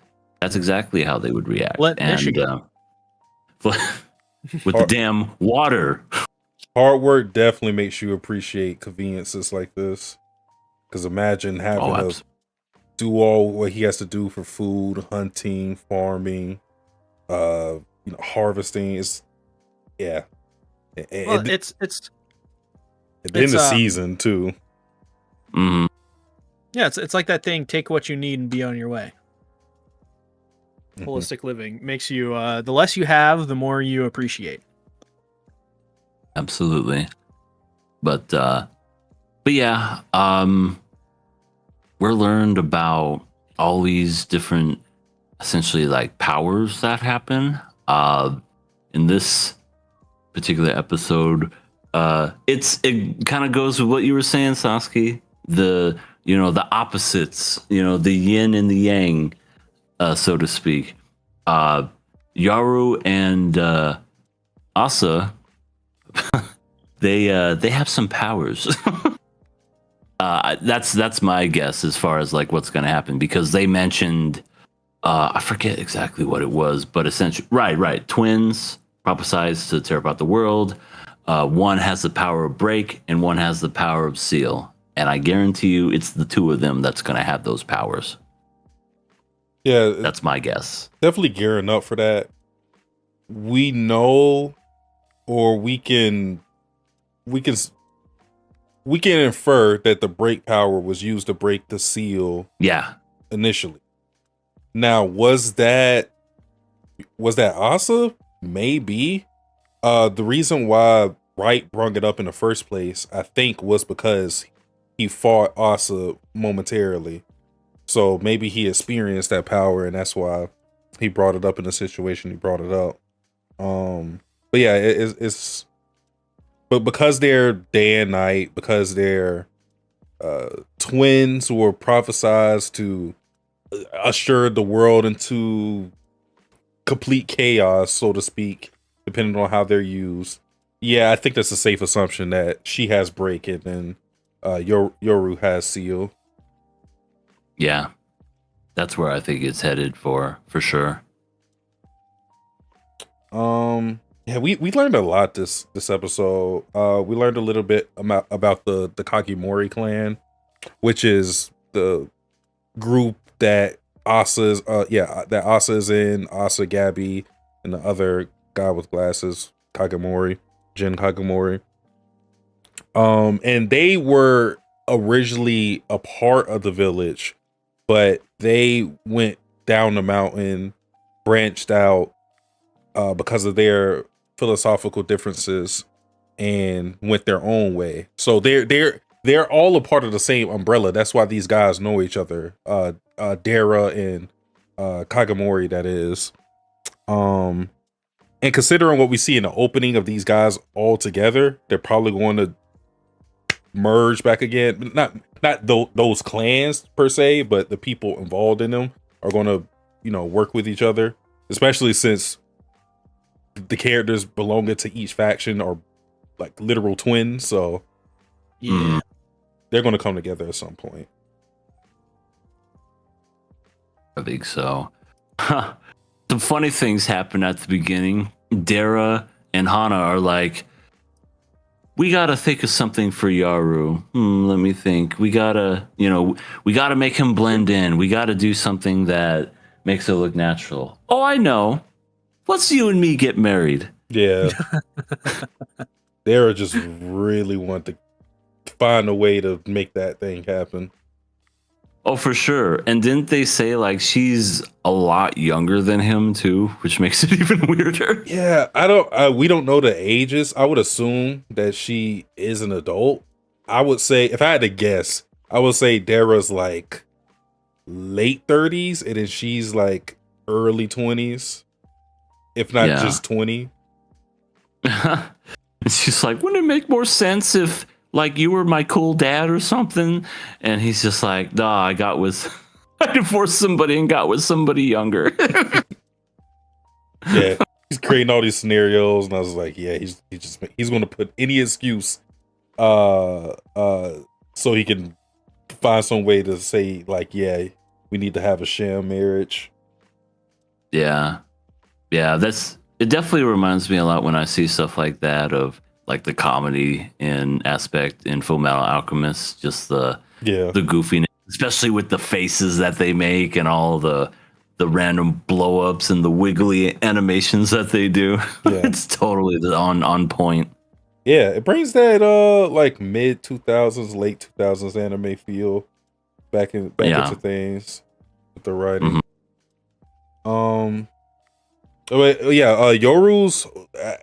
Yoru inquires about his sister because he's like, all right, left and right, you guys been looking over the village. What happened? What's the story?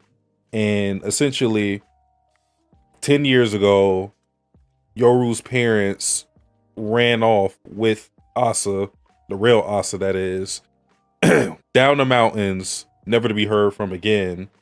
And of course he still doesn't know the reason why. But now with that story, he's affirmed of the belief that the Asa that we see, the one with the eye patch, is actually his twin sister. And he doesn't know what happened to his parents, but now his goal is to find Asa and capture her so he could try to find the whereabouts of his parents and see what happened there. You think he's going to capture her, though? I mean, she seemed pretty strong. The thing about Yoru, though, the thing about Asa is that the brief moment that we saw her, she didn't have full control over her power. True. I think Asa is, or I think Yoru is probably like physically stronger than her, but because we haven't seen her power first and foremost, so it could counter his really good. We haven't seen the power, and because she's like, working with modern technology, I think that's just a bad fit. I know Gabby, got destroyed by him, but at the same time, Gabby was just using her Daemon. I feel like Asa's going to be the type to use other weapons along with her Daemon. I could be wrong about that, but if she does incorporate guns or something, I don't know how great of a match Yoru's going to be for her if he tries to fight her one-on-one. Yeah. Well, Ben, what did you think of this episode? I think my favorite moments were the beginning, just because, dude, the moment where Hana she screams out, "My heart belongs to Jason Statham." Oh my god, I forget that's she said right. that, yeah. I looked in the sub to see if it was a different person, but no. Even in the sub, it's Jason Statham. Yeah. So I was like, oh, okay. Yeah, Hana. Shout out to Jason Statham. Shout out to Jason Statham. Hana's great because I even like. He's like, yo, he's like, here's the wedding rings or whatever, and she's like, the only wedding rings you're gonna get are these brass knuckles. He's like, yeah, do you carry those everywhere? She's totally Renry. Yeah, of the series. I was gonna say that Winry with the wrench, that whole gag. Oh, also that animation sequence they did for opening the onigiri was surprisingly really well done. Really well done. Some of the best animation for something so simple. Let's see, what else? I do like that the like they don't, like, left and right, they don't know anything really at all. So they're sort of bystanders, which I think helps these characters stand out more because they don't know what happened in the barrier. They don't know what happened outside of the barrier. They have very sparse little knowledge. And I think that makes them sort of credible as like sidekicks or whatever, like overpowered sidekicks, you know? Uh-huh. But it does make me wonder though. There's got to be more people that know about this, like what happened in and out of the village and all that stuff though. Oh, for sure. Yeah.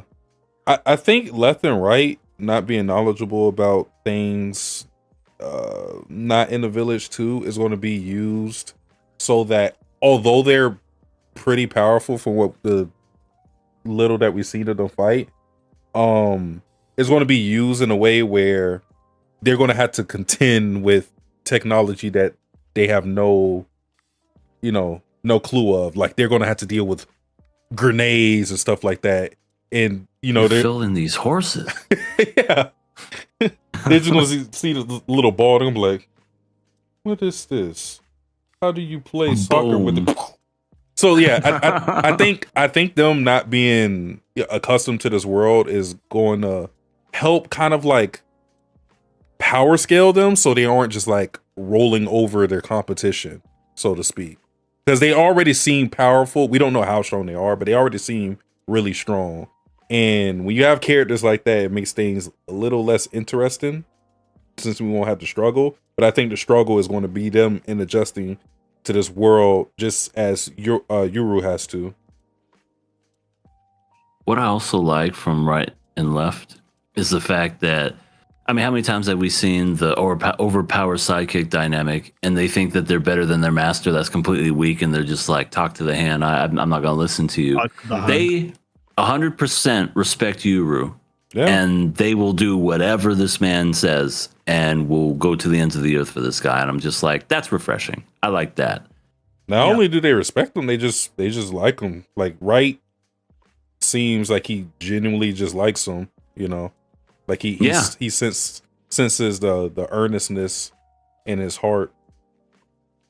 Yeah, and I like that stuff because, like I said, I was waiting for that whole, you think you're big enough to, order us around or whatever? Because I've seen that hundreds of times and it's just a tired old trope at this point. But yeah, I love the dynamic of those two. And it's just like, whatever you say, master, we'll help.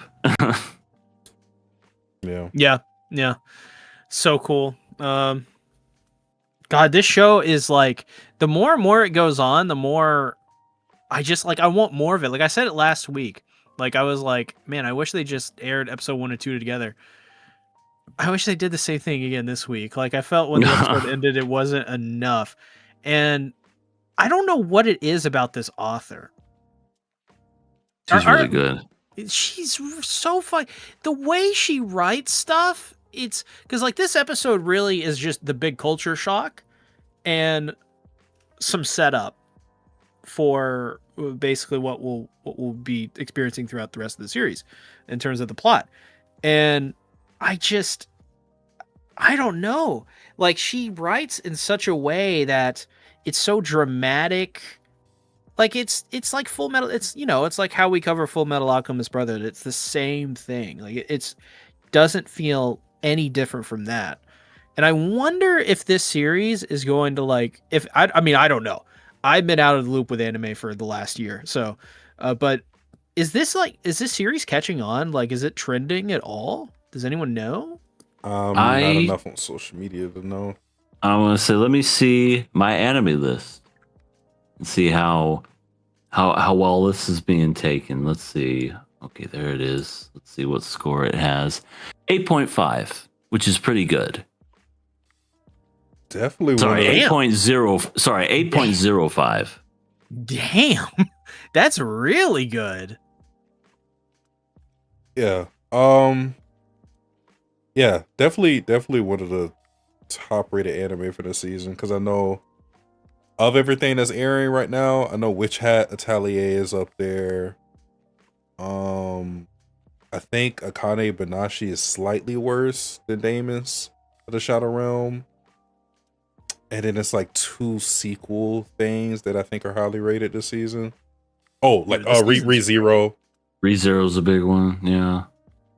And Doro Hey Doro's season 2 started airing. I don't know what score it's at, but that might be up there too. Oh, I wanted to mention this before I forget. This may be a reach, but it just came into my mind when you guys were talking about left and right. Yeah, it might be a reach, but maybe the whole idea of, not the whole idea, but maybe a part of the personalities of left and right, maybe that was done to like reflect how your brain is supposed to be. Like the left hemisphere, your brain is supposed to be the more logical side, and the right is supposed to be your more emotional, creative side. And impulsive. Yeah, because that's what I kind of see in left and right, because left is like really cold, whereas right is very like cheerful and more friendly and warm. I wonder if that's what she was going for with that too. I mean, if that's true, that's great attention to detail. Like, honestly. I love how right is like Tokyo. That was so funny. This has to be this Tokyo. Like even Tokyo. the way he said it just sounded like a different word entirely. Also, like Left called herself a hunter, which, shades of Jane Cargill. I don't like being of the prey. I like being the hunter. I'm like, oh. Mm-hmm. Sign me up. She definitely has that like Olivier feel to her. Like the Sure. Yeah, that's true, yeah. It's kind of just serious? like Olivier to Alex. Pretty much. Yeah. Pretty much. Like, it's the same voice, so it's perfect fit. Yeah. What was the one? We saw Jin Kagamori's power, the anglerfish. Oh my god, that was so cool. I definitely, like, for some reason I was, but at the same time wasn't expecting. I'm like, what's but yeah, the fact that the woman was like, oh no, please have mercy, and then it was the serial stalker that fell into the trap. I'm like, that's awesome. Mm-hmm. That was just really cool to see, because I thought for some reason like the woman was going to do something. I mean, she did. She grew an extremely long neck and was freaky and shit, but I didn't know that it was like this anglerfish type thing, and I was just like, that's really neat. It's cool. And looking at that power, that is we're going to keep doing a comparison of Fullmetal Alchemist, but that power is pretty much like both of what it was doing with the transformation is just like Envy's power, where you can use the lore to transform. I'm assuming it could transform into any the face and body of anybody he's seen or something like that. Get transformed to lore, while you had like all these body parts, the hands coming to get him. It kind of reminds me of like Envy's true transformation, where you see all those heads on Envy's body and like the souls of all the people in the Philosopher's Stone, being shown outwardly. So that's what I was getting when I seen the anglerfish. Pretty sick power. Yeah, I just love the little thing at the end when Jin's just like, no one's gonna be messing with you anymore. Mm-hmm. He's as good as done. You see some random worker see a fucking anglerfish fly out of the goddamn elevator, and she's just like, the fuck? And then Jin just kind of does that little nod, just like, you're gonna keep this between us, right? This is our secret. It's like, okay, this guy's kind of cool. And I guess you could say, like, confirm that they are good. I'm still saying like good with the question mark because they're still killing people, but it was for a good cause. Yeah, it was for a good cause. So, yeah, but we still don't know the true intentions. Everything's a mystery right now. Everything's up in the air. But all we do know is that the next mission is to go to Asa and interact with the real sister, which I'm curious to see how that plays out because, Asa seems really near and dear to Yuru, very much so to where she was emotional. And Yuru doesn't even know her from Adam. And it's just going to be an interesting conversation because you're going to have someone that's basically like, even though they're related, one is like, I know nothing about you. And in turn, Asa doesn't know anything about him since they were separated at birth and whatnot, but she at least knows him enough that wants to like be with him, but there's just a lot of unknowns right now. Yeah, because Asa has a longing for Yuru because they were separated and she didn't have a substitute, whereas Yuru isn't looking at this Asa as his sister still because he's had the other Asa. So, like, when he's comparing this Asa with the eye patch to the Asa that was in this village, there is the discrepancy because the other Asa's like more. I mean, she even made the joke. He's like, why does your face look like that? Like, why do you look so serious? It's like, well, life's been hard on me. So it's like he has to view her as his sister for them to have that connection, because he's still thinking of his sister as like the girl that's locked up in that cage, looking all innocent, and he has to adjust to his sister being eye patch lady that wears all black in the summer.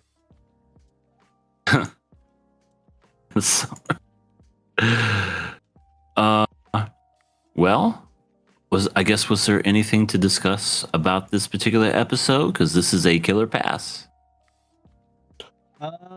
We learned that Asa and Yoru's mom was from outside the village, which is definitely going to be something that they bring up again.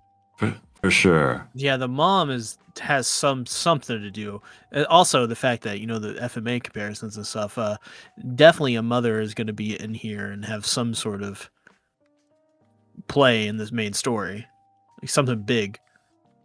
I mean, the setup in this episode made it seem like something big was going to happen with her. So yeah, I mean, just the fact that they ran away and abandoned Yuru essentially has to be a reason. I don't think they just all of a sudden decided to be bad parents. Yeah, and then promising Yuru at a young age, like they would go see their home or whatever, or where they grew up. Like something's going on with the mom here. Yeah. That had to have been hard to adjust to. Imagine being accustomed to this life, like your current life, and then having to live the village life. Yeah. Damn. Yeah. It's like Yuji in Blue Gender. Yeah. Except for no mom. no bobs, and no fucking blue monsters coming at him and whatnot. Looking for jobs. Looking for job applications. Looking for job applications and all that other wonderful stuff. All right. Killer Pass. I'll let y'all go first. Oh, pass. I mean, this series is so like FMA vibes. Like this is, in my opinion, with each episode, it is only getting better and better and better and better in some way. And now, to me, the story is getting to a point where the mystery behind it is so compelling. So I'm all aboard so far, at least. Yeah, I echo those sentiments. I am having a very fun time. I'm excited to see what's in store for the series. All the new characters that we're going to get, because if anything, with this mangaka, I think their strength, of course, is in the narrative that they tell, but big strength is the characters and how she chooses to endear them to us. So I want to see, and because I already like, pretty much everybody that we got right now. So I'm excited to see all the other characters, the other cast of characters we get, and all the cool Daemon powers we're going to get too. Oh, for sure. Yeah. For sure.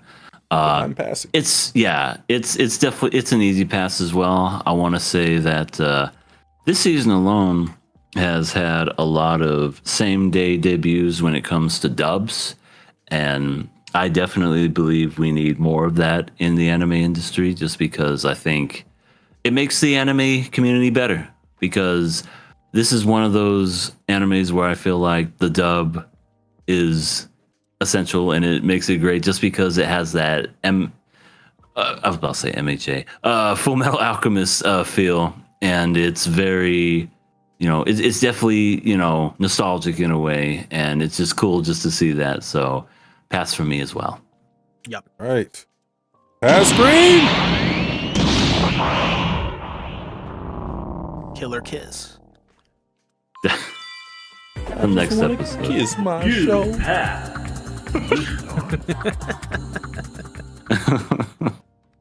There we go. All right.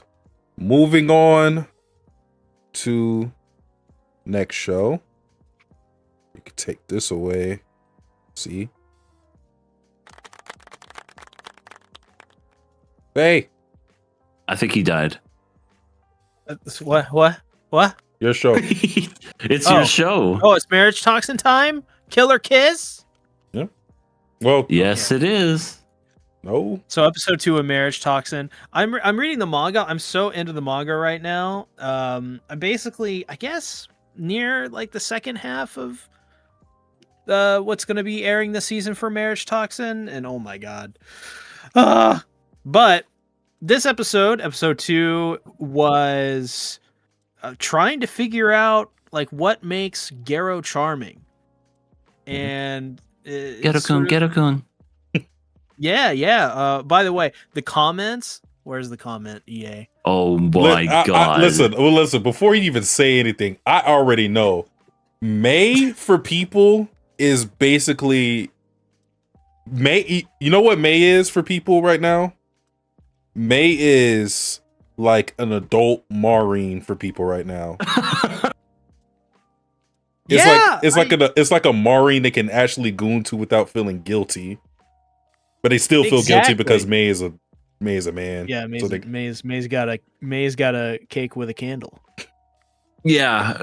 Essentially, we're confirmed that she's a dude in the opening, because the opening shows the wig on the bed and the dress and everything on the bed too. And I was like, well, there it is. It's confirmed. May's a guy. And I got curious because, the comments for Akane-Banashi, I was like, yeah, that's degenerate. Let's see how these comments are now.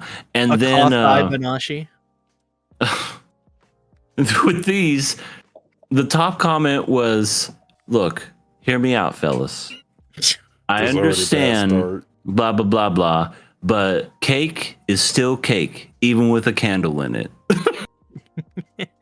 And I read that and I went, see, look at this. And it was bad. It was pretty bad. But I mean, hey, we're starting a revolution this year. It's like, it doesn't matter if you're gay or straight. Cake is still cake. Even if there's a candle in it, we're going for cake. This is the thing that's going to get people. This is going to dispel transphobia. Oh yeah, Mei Kinosaki. she is the front runner to like to despairing all that. Well, think about it. You have this character, and last season, who did we have? Kirara from JJK. True. There's True. a train coming along, and it's going to happen. Like all those people that are like, yo, transphobic this, they're going to watch this anime and go, I think it's yep. I don't think it's as bad. Guys, look, hear me out. I just want to kiss some men. I just want to kiss some man. I look like women. But Listen, I get it. I'm the same way. As soon as I saw Mei Kinosaki, I was like, I'm in. I don't care. You're all for that cake and candle? I'm all for the cake and the candle. All right. So, heard it here, folks. But let's talk about the episode other than just the degenerate stuff. Okay, so yeah. So this episode is mostly about finding Garrow's charm, because they sort of go on like a practice date or whatever of what things to say, and eventually they get wind of Himiko, it's Kyoko Himikawa, who is a art thief who steals art and returns it to the people that the art was stolen from. And Garrow's like, well, shit, I'm gonna save her. And we learn throughout this episode that Garrow's charm is the fact that he helps people. He's a very helping and loving person. No, despite his profession, which I think is the real important part, because not only does his profession give him the tools to help people in a unique way, but it also puts him at odds with his clan, being like his sister is a black sheep, but he also is too, just because of, first and foremost, not having plans to have an heir to the Poison Clan, and also just, you're supposed to be ruthless in that profession, but he of course isn't. Yeah. He's a sweetie. Yeah, and even May is like just like, don't overthink it, and then points to this artist who, I don't think I have his name written down, but I basically wrote down in my notes, this artist is basically like this world's equivalent of Moist Critical. Like straight up. God. And it's a great example because May's like, they love him for his talents. You may look at him and he's like a neurotic mess on the floor. He's no fashion, no riz whatsoever, but look at his wife. His wife's just this normal, beautiful woman who is there and supports him, and is even supportive of all of the fans that try to go after him. Even May is a fan of this guy, and it's because of his talents. And she explains it very brilliantly, very simply, which is that talents, women can be attracted to talents in the same way that women can be attracted to someone for looks. It's the same thing.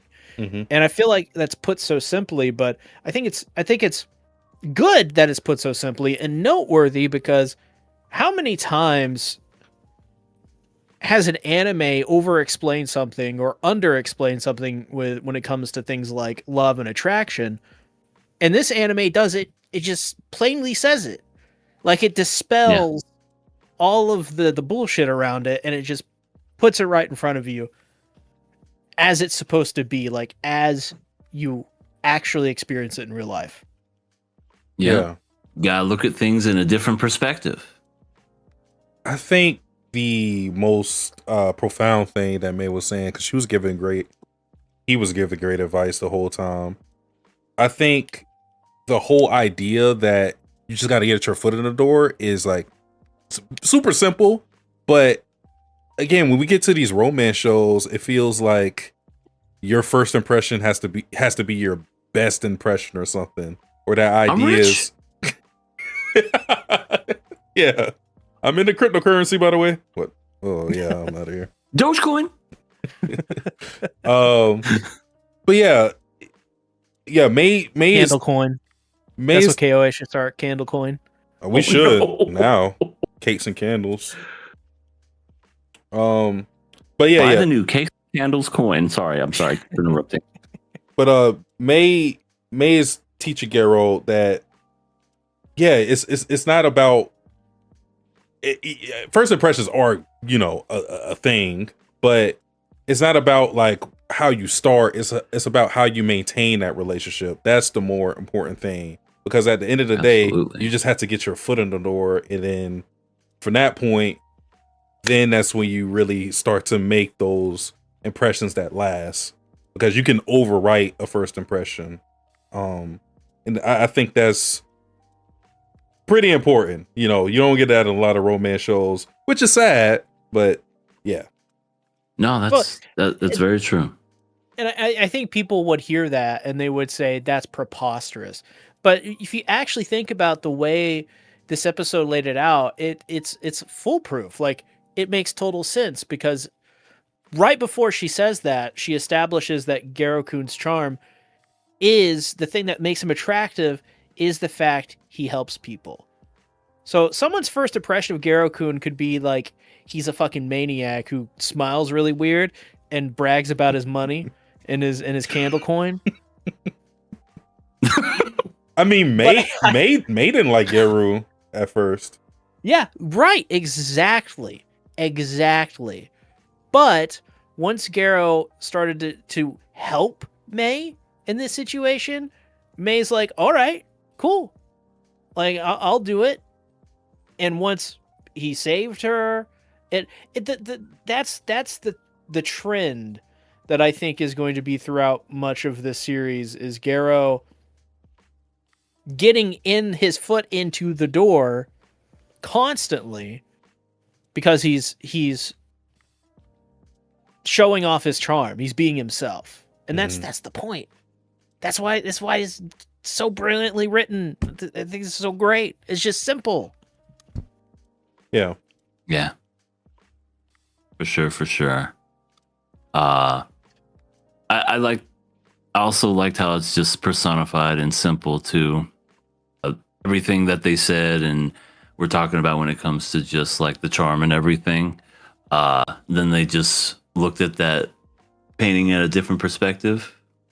That's essentially what it all summed up in a way, where it's like, don't look at the looks, look at what makes them who they are. Well, also it's the painting that they're trying to get back, like that Himekawa steals or tries to steal in this episode, where that one dude licked for some reason. Yeah, well, to him that's like, oh my god, look at this beautiful woman. That's the art to him, is whatever the vanity of it is. But to the family, to the little girl, that's her mother. Yep. That beautiful woman in that painting represents all of those emotions. So yeah, it's an example of that. Yeah. I guess we can get into the new soon to be maybe hopeful prospect of a girlfriend, of a wife. Nami. Yeah. Yoko Himekawa is fucking awesome. I love this woman. She dives with sea creatures. It has a fucking, like, she comes up and everyone's like, oh, Himekawa. And then she's like talking to like the fucking thing she's swimming with, is like, next time when we go on a date or whatever, let's just like the two of us or whatever. She's so charming, so funny. Mm-hmm. Yeah, I mean, she had a like fan club, pretty much. Yeah. I don't even have that. She's got T-shirts that say "Love Himekawa." Yeah. Yeah. Do you have that, C? No, but it is a good idea for merch. Love Sea Tactics. You gotta I'll get buy a it. Love May shirt and then the eyes with a candle. Oh my god. Let's get that made. Got room for cake? But okay, so yeah, Himekawa ends up getting captured with the character who we come to find out is Oshio, Watermaster, and yeah, this very cliche, creepy guys. Like, first he licks the art piece for some reason, which they use to make it look like a tear is running down her face. My god. I would be crying too if that creepy guy just licked my face like that. Ew. Help me. Like he devalued that by millions of dollars with that one lick. Yeah, he did.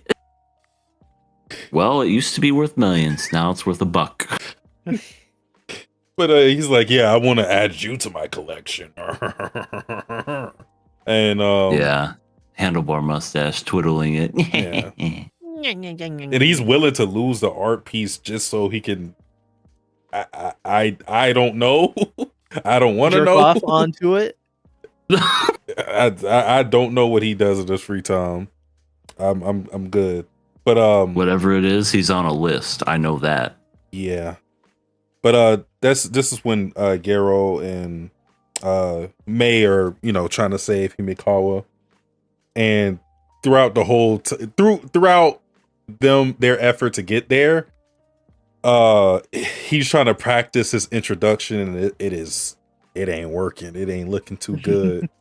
But eventually they get there. He introduces himself. Very shaky. He doesn't know how to follow it up at all. Thankfully, he doesn't have to, because he just gets to show off his power immediately, which was very cool. With the hallucination that we saw the creepy guy get before he just, succumbed to the poison and, fell out, got knocked out momentarily. Yeah. But then we had the fight with Oshio, which was I'm not going to lie, I was pretty impressed with the animation. Oh yeah, Mm-hmm. It's really good. this is by Bones, right? Is it? Let me look.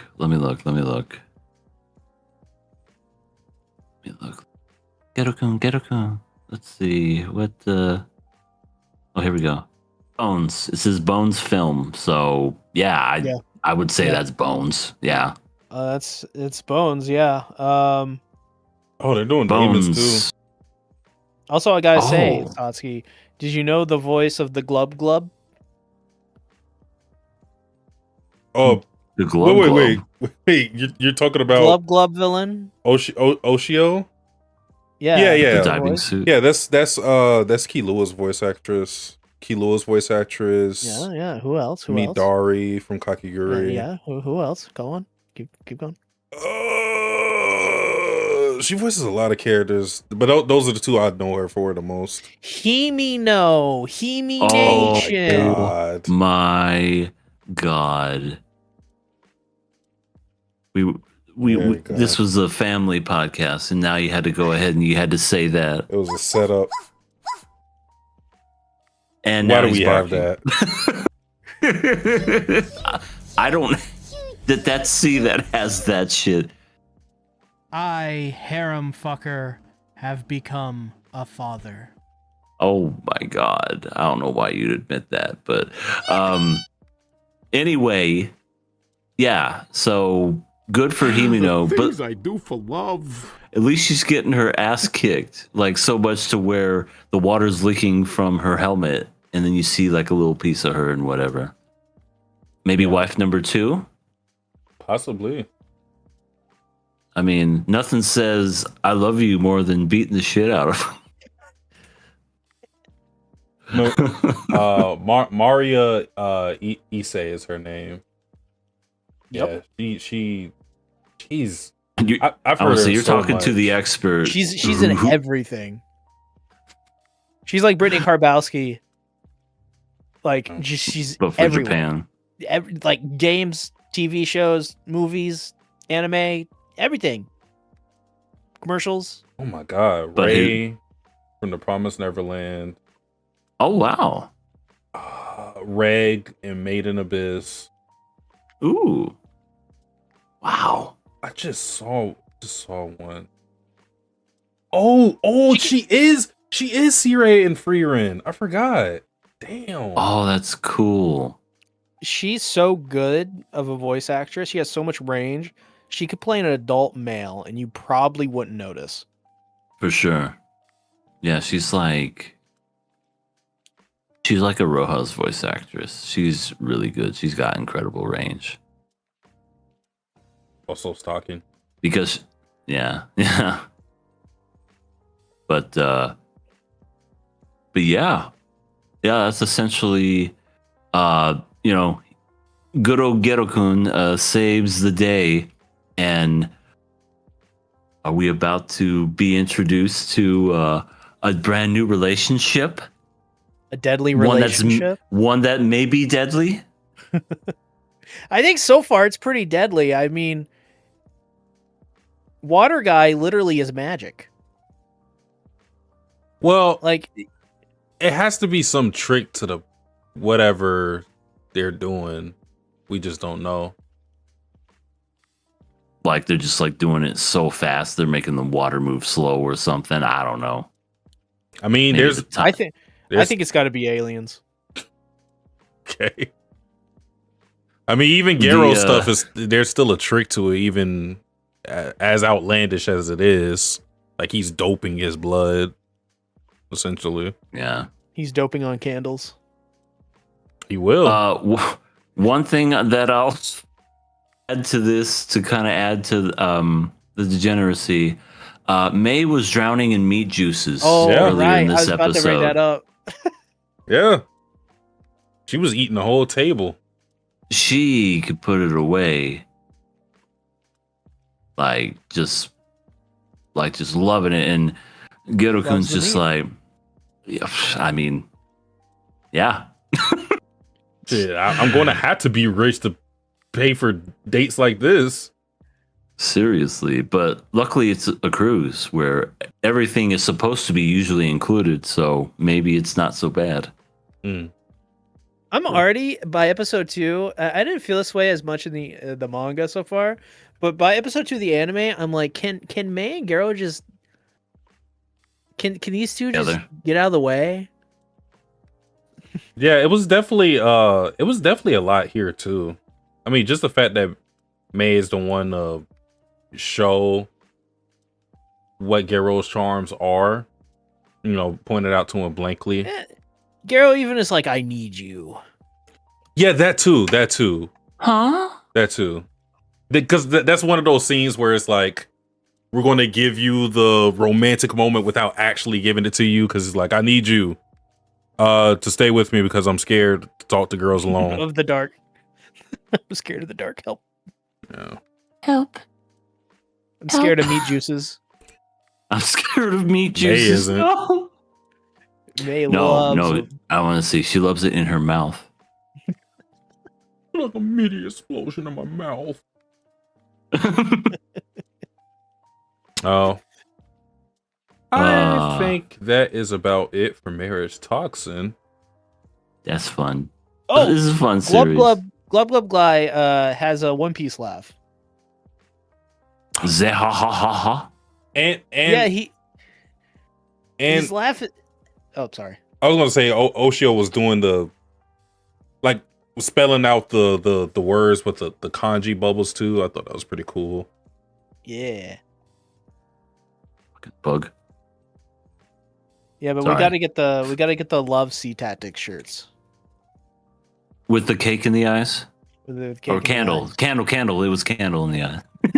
Both might as well. Just put a candle on a cupcake and then just make it a thing. Oh, this is so great. Thank you, internet. As always. All right. Well, I guess we're on to this is Satsuki's show. Yes. This time we are talking about Akane-Banashi, the show that people ruined. Episode 3, titled Senior Apprentices. This is a killer past week for the show. How dare they? So this episode is all about making Akane's transition to a Rakugoka official. The first thing Shiguma wants Akane to do is to bring her parents here. So basically, so he can, kind of ask for their approval, considering how shaky the profession is. It's a profession where your pay is going to fluctuate, because unless you're like really good, you're not making a lot of money in it. So it's something that you really got to enjoy and know what you're getting yourself into, which, I mean, Akane does know, since her father was doing it for as long as he did it. But it's still a formality. So Shiguma goes and meets Masaki for the first time since what happened with his apprentice Shinta, or Toru. What I like about that whole interaction, and something that just, again, this whole series is basically showing like shonen-esque, but very much the opposite of what you're used to when it comes to traditional shonen, is the mother's Misaki, right? Mm-hmm. Yes. Yeah. So Misaki meets, and the old trainer, he's essentially just like, I should have told you sooner. I apologize for this. And she's just like, yeah, I've known this for a while. And what I thought was really cool is not only did she know, but even the dad knew. And, he was essentially just like, if it's him, she's in good hands. How many times have we seen the traditional where it's like they did something, but then the younger child wants to do it, and the parents are like, no, we don't want you to do it. We forbid you to do it because I don't want you to end up like me, or something like that. But it was one of those things where, he wanted to be Rokogo, and he kind of like had a dream to do all that stuff, but he didn't let that influence his judgment. Because if she wants to do it, let her do it. Let her, don't essentially deter her from doing it, and let her make her own decision if she wants to continue with it or not. Because honestly, you never know. Like, she could end up being amazing and turn out to be the better of the two. That's essentially what you want for your kids anyway, is want them to be better than you. But hey, what better feeling than to have them do the thing that you love, but they just so happen to make a living out of it, or just fulfilling. So I just thought that was really cool. Yeah. That's actually something that Bryan Cranston is doing with his daughter, with her being a major character in the pit. He said that he wanted, because she actually doesn't have his last name, because she wants to like separate herself, so it's not like she's getting roles based on nepotism. So right. He said in an interview that he would be, proud if he was known as like the father of her, rather than him being, or her being known as like the daughter of him. So he wants her to, usurp his cachet as an actor. And you kind of can see the same thing with, even though he wasn't in this episode, given that he gave his blessing for it,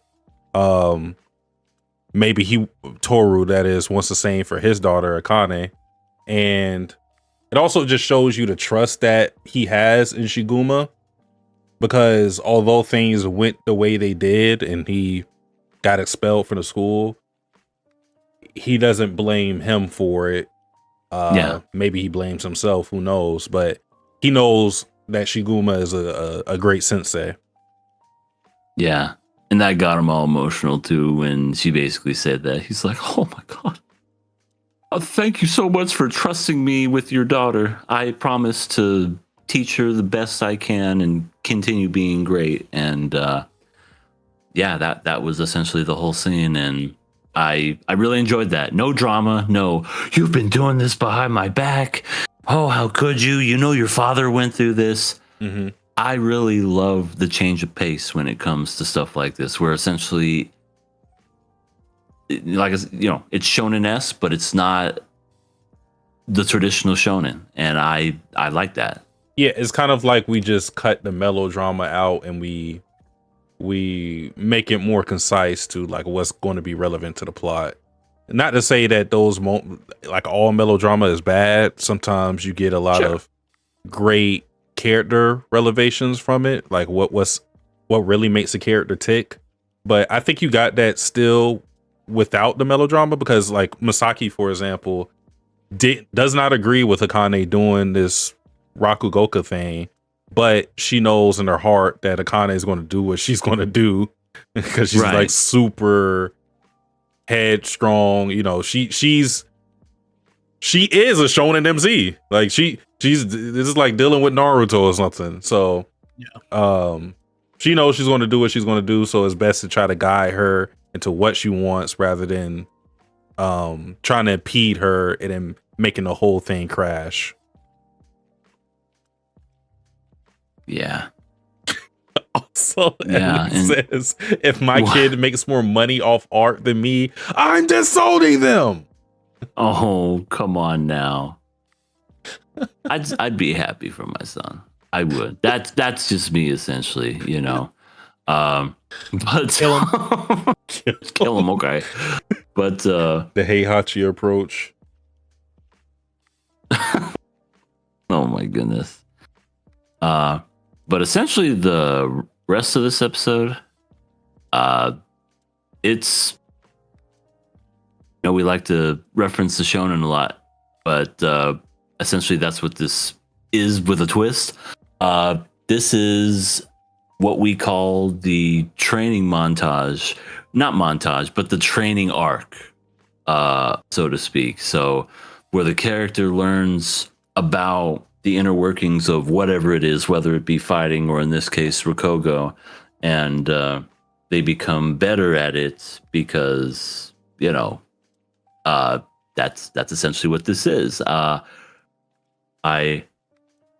think I'm gonna like these characters. I also like the main dude. All right, yeah, what's his Kyoji? Yeah. The shaved head. Mm-hmm. Yeah, he's essentially the leader, and once again, I was waiting for him to be this kind of douchebag, I'm taking on a younger apprentice, but no, he's very much the one that runs it in his training and is like instilling the whole what makes Rokugo. It's like, you're good, but you could be better, and this is essentially how you're gonna learn it. And I like him. Big brother coded. Yeah. I like that too. No instant romance.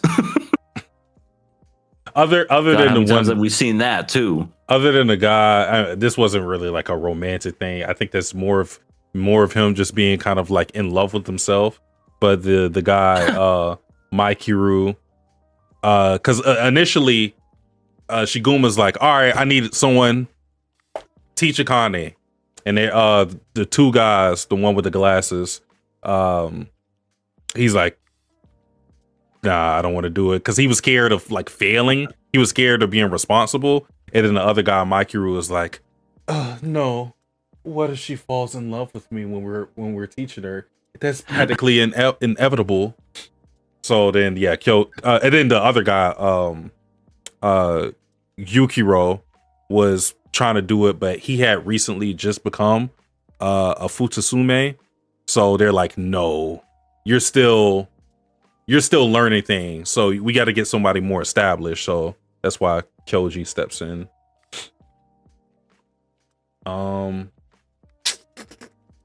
But yeah, this like you said, this was very shonen-esque training. It kind of actually what it reminded me of is like what you see in a lot of martial arts movies, where you'll have like the student characters, they'll be like very eager to do the cool moves. Like they want to jump into things, they want to get stronger immediately. And then the sensei is like, no, what you need to learn is discipline. What you need to learn is patience. And that's essentially what Akane had to learn here, where it's like, because she gets this performance in front of an old crowd, and she's trying her hardest. She's trying hard. But what she doesn't do is accommodate the audience and tailor her performance towards them being older. And yeah, it's like she's not really looking at the audience. She's looking internally in herself to make things better. But what she needs to do is adapt to the situation that she sees outwardly. And that's why Kyoji's like, all right, I got you a temporary job, a week. You work at this bar. You'll be a waitress. You'll learn a lot from it. Boom. And she does. Yeah, she does. At first, she was kind of trying too hard with the whole fake smile and, hey, you want to see this menu? Hey, come on. What kind of service is this? Yeah, and they're just like, I'm good. We just got here. Yeah, it's like one of those like, oh my god, it's like that in Foot Locker every time, where there's a whole bunch of dudes in your face trying to upsell you on stuff. Oh, GameStop. Yeah. Oh. You're You like, just walk in, you're like, I'm just looking around. Can I please just browse? Would you like to pre-order the next Xbox? The evolution of Xbox? Huh, the Xbox 280. It's sad too, because you know that they probably aren't like that naturally. They just are kind of like, it comes from overhead where they're like, yeah, promote this shit with every customer. Yeah. Don't, we'll beat you the fuck up. Right, essentially, yeah. But I haven't been to a GameStop in years. But yeah, I do remember that. It's like, hey, you looking for anything in particular? No, I'm just looking around. Well, we got some good pre-orders over here for the new Gears of War and, Last of Us. So, just let me know. Yeah, sure. So how you been? I'd rather just focus on what I'm doing. Okay. Oh, you're into Xbox? Yes. Oh, what's your favorite game? You know what? I'm just going to walk out now. I've literally done that before. Yeah. Where if someone's just too much, I'm like, okay, I just came in here just to have peace and quiet and fuck around before I had to go to an appointment, and you just ruined it. So I'm going next door. Yeah. Yep. You might as well go to that appointment or the local shoe store. That's my secondary, because nobody bothers you about shoes at the shoe store. They're just happy you're in. Go to Foot Locker. Foot Locker does. Go to Foot Locker. They are annoying. Okay. No. So you gotta go to the shoe stores that like have the craziest name, like Shoe Circus. That's a thing? Yeah, Shoe Circus is a thing. Never It heard is? that. Yeah, no, that's a. Not circus. Shoe Carnival. Sorry, it's not. It's Shoe Carnival. Still haven't heard it. Yeah, that's a thing. Well, see, there you go. That you gotta go to you gotta go to the shoe stores that are clearly like local. I miss Payless. Payless. Payless was great. Used to It go was there. fantastic. Then they went bankrupt. But yeah, I guess for me, I love the whole like Akane has to be accommodating to the people around her, because that's like something as a content creator. Probably I would say like the last year or so, I've not been really focusing on content creation that much, like as a serious competitive thing.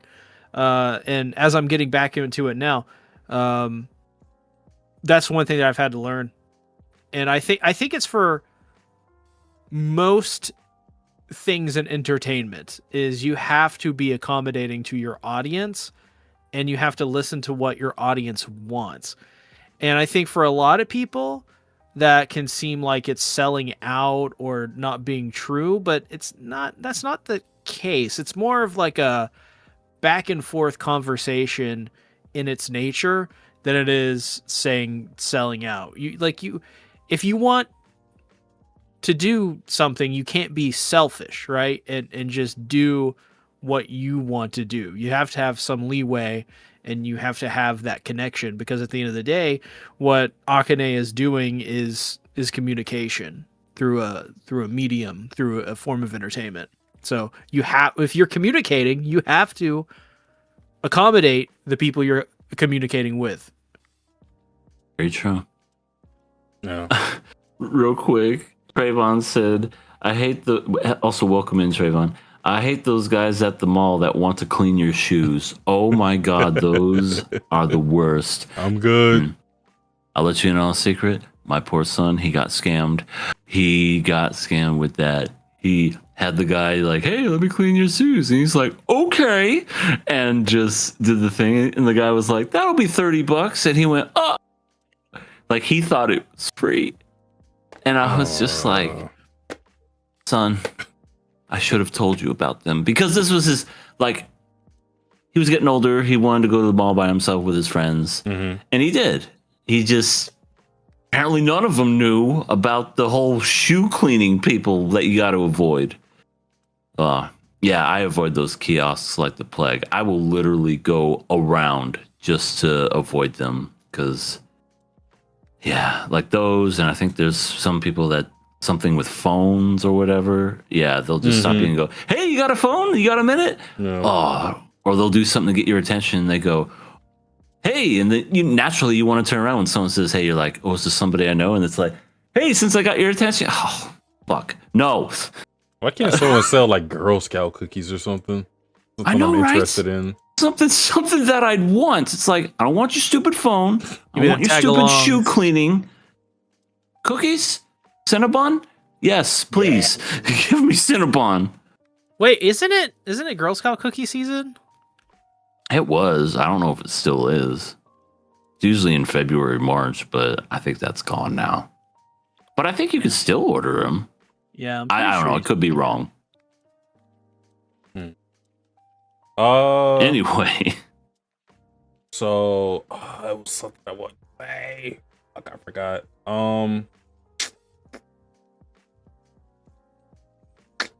Candles and cake. There ain't no candles and cake in here. Yeah, that's what I wanted to say. The voice acting, incredible for the show. I love when Akane has to use her Rakugo talents to communicate with the foreigner who steps into the bar. Oh, And, yeah, they can't, they obviously don't understand them, so she does the whole Rakugo thing. Really cool stuff. Already said, or I learned that the voice actors had some Rakugo training to do these roles, and it's showing in scenes like that. So appreciate their efforts, because they're really making this whole thing come to life. I wonder what it's gonna sound like when it's dubbed, because that's the thing that's gonna surprise me.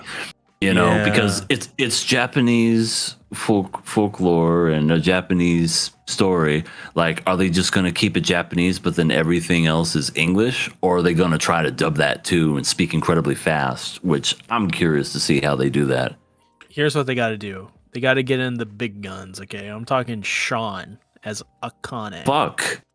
Sean as Akane? Hey, Could you it's me, Done. Akane.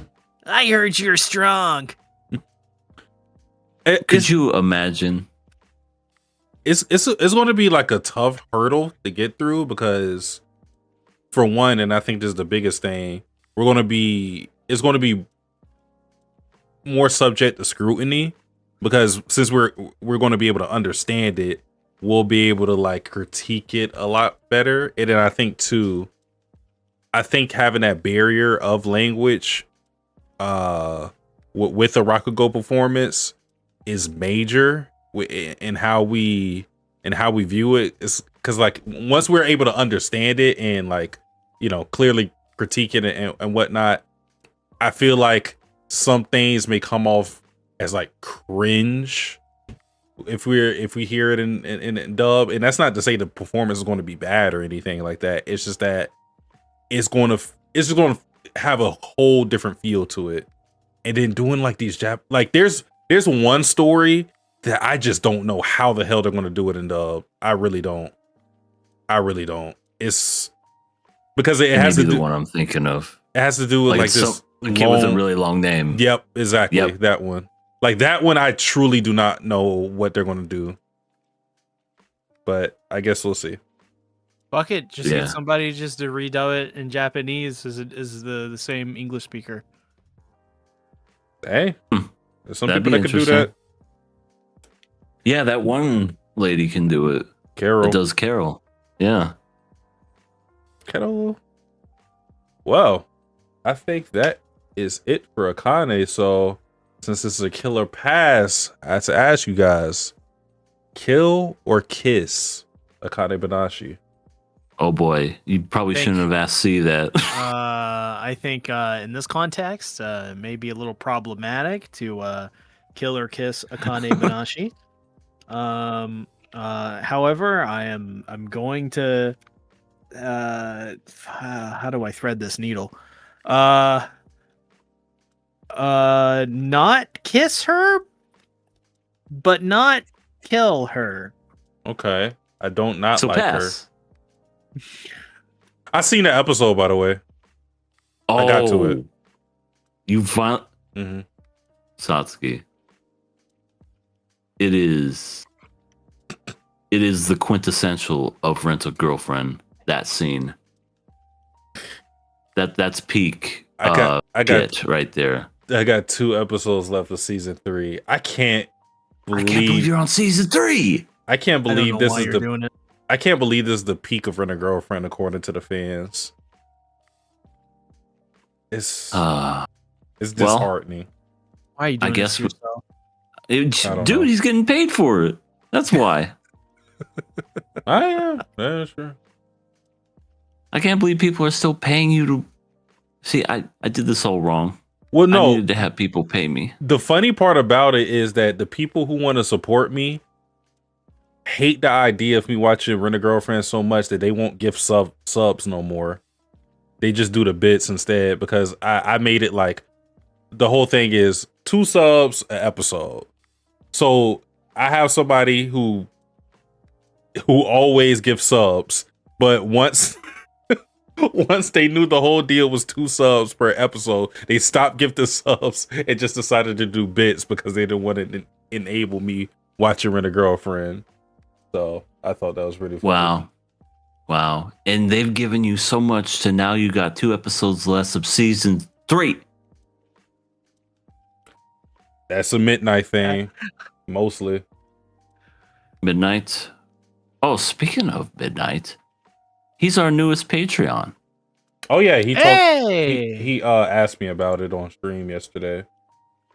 He became our newest Patreon. Hey, yesterday. So thank you, Midnight. It's Decrepit Storm and now Midnight. Hey, both of you are great. We doubled our numbers. Numbers. Yep, that's a sell. That's a pass for me. Yeah, I will also kiss Akane-Banashi and pass it. So yeah, it doesn't have to be like just one of those like good job, kid, that type of thing, you know. It's like a blue gender, you know. A kiss doesn't mean anything. I don't know if I'm gonna do that. All right, here we go. Pass.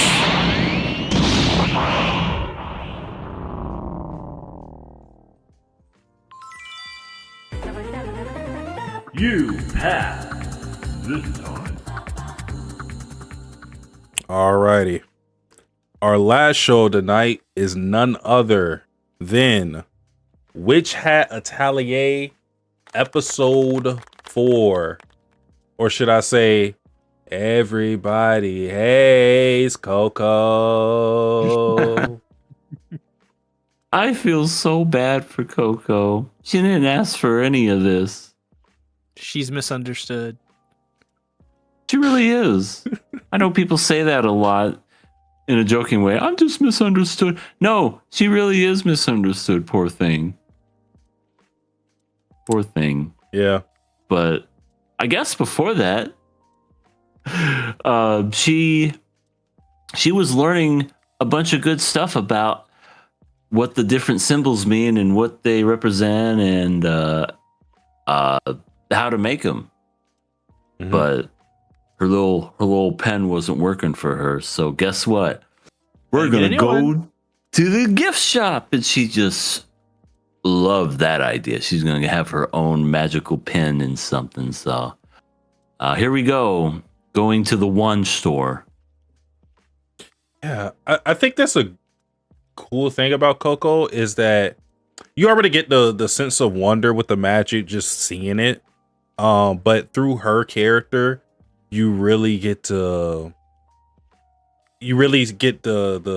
tone and the atmosphere for how wondrous magic and like cool it's supposed to be through her lens, because she's just looking at all the witches in the city, and anytime she's doing spells on her own, she's just like looking at it with so much excitement. So yeah, it really puts you in the perspective of just like a boy, like a boy discovering magic for the first time or something, or seeing it. So I find that pretty cool. It kind of reminds me of when I like thinking about Harry Potter when I was younger. Yeah, for sure. Oh, go ahead. No, you, sir. Well, I think it's very funny that this episode starts out very hopeful for Coco. Like, she gets to like go out and experience something like new and exciting, and it just by the beginning of it, she feels so included. By the end of it, she feels so excluded. So the contrast is very sad. The only one who didn't dogpile her was my daughter, by the way. I want to set the record straight. Yeah. She also came through in the end too. Yeah, she did. Very resourceful. Oh yeah, I watched the dub for this week. Isn't it great? Dude, dub is so fucking good. Yeah. All the accents, they're great. I love how we had I can't remember his fucking name, but he's definitely Android 17. He was the old man in the but he put on a Scottish accent when he was talking when they went into the store, and I'm like, that's that guy. I know that he's also Father from Full Metal Alchemist. Mm-hmm. But people could put on accents, but it's so like not believable. Like I'm terrible at accents, but I don't know. He just put on a fully believable Scottish accent, and I was just like, dude, that was great. Sure. So yeah, since Coco can't draw the sigils right, they have to go to this town so she can get a new wand, and we get a little bit of lore of this world as far as like where the ink and wands come from, which is this silver wood from this tree. And the thought behind it is that a tree fell in love with a girl and gifted its body and blood to her, and that's how talk about morning wood. Yeah, it was giving her a hug too. I think it was like, trying to cop a feel of that ass. I gotta look at that picture again, but yeah, that tree was on something. The tree was copping a feel. But yeah, so we see the whole ink making process, and we see a kid like chipping away at the wood to make the wand too.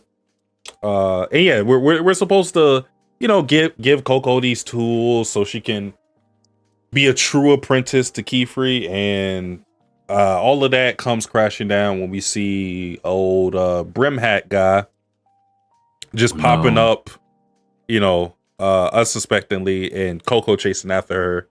And when she's chasing after him, they all chase after Coco, and they end up getting teleported. And all hell breaks loose at that point. Yeah. And then they all hate him. Excuse me. Poor Coco. Yeah, poor Coco. God is just so freaking mean to her.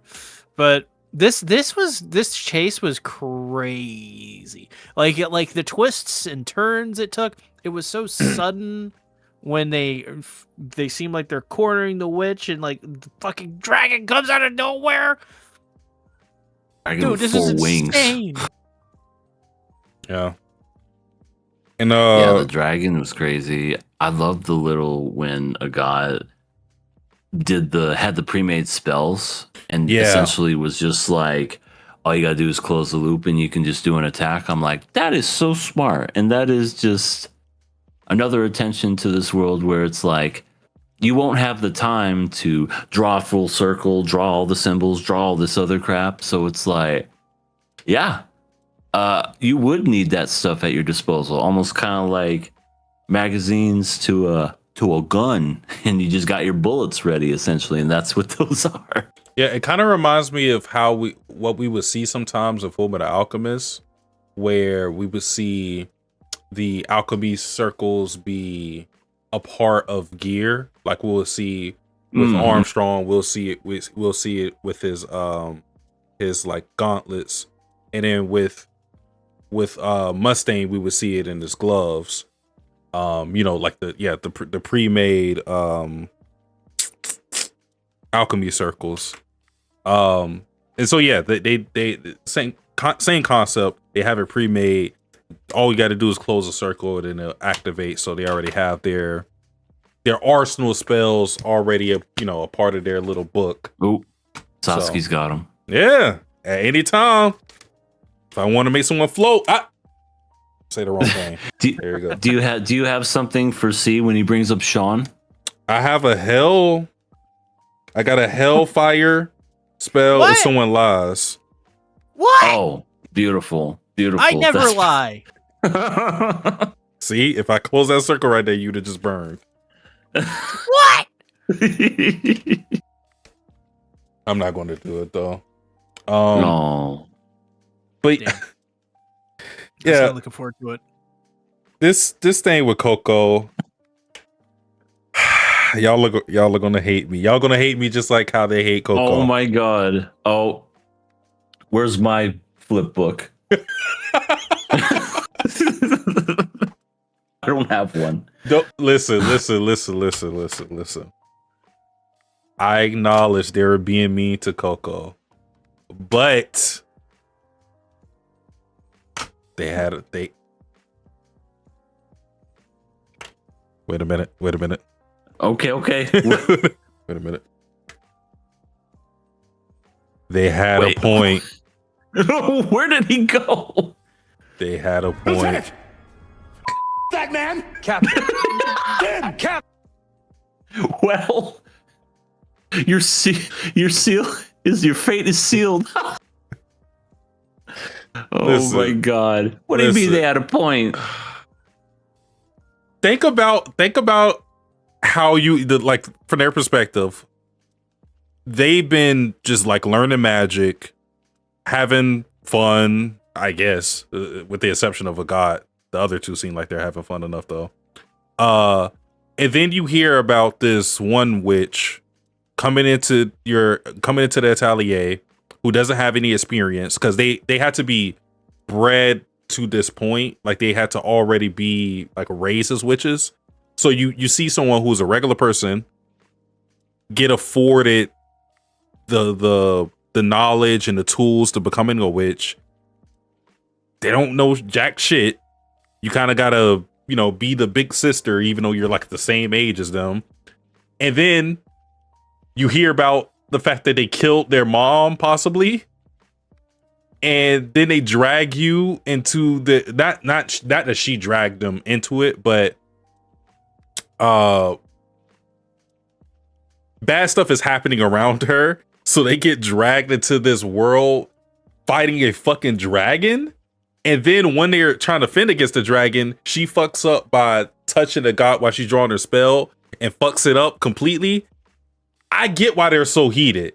Now, a god was already antagonistic towards Coco, so I'm not really defending her actions, but I do understand the anger and frustration that, like, Tetia, for example, was displaying. Because Tetia didn't say anything outwardly towards Coco, but she was giving her that look like, you kind of fucking things up. I don't know how cheerful I can keep being. Yeah. That's I mean, fair. yeah, and to be fair, it's the heat of the moment. It's, you know, their lives are literally at danger and they could literally die.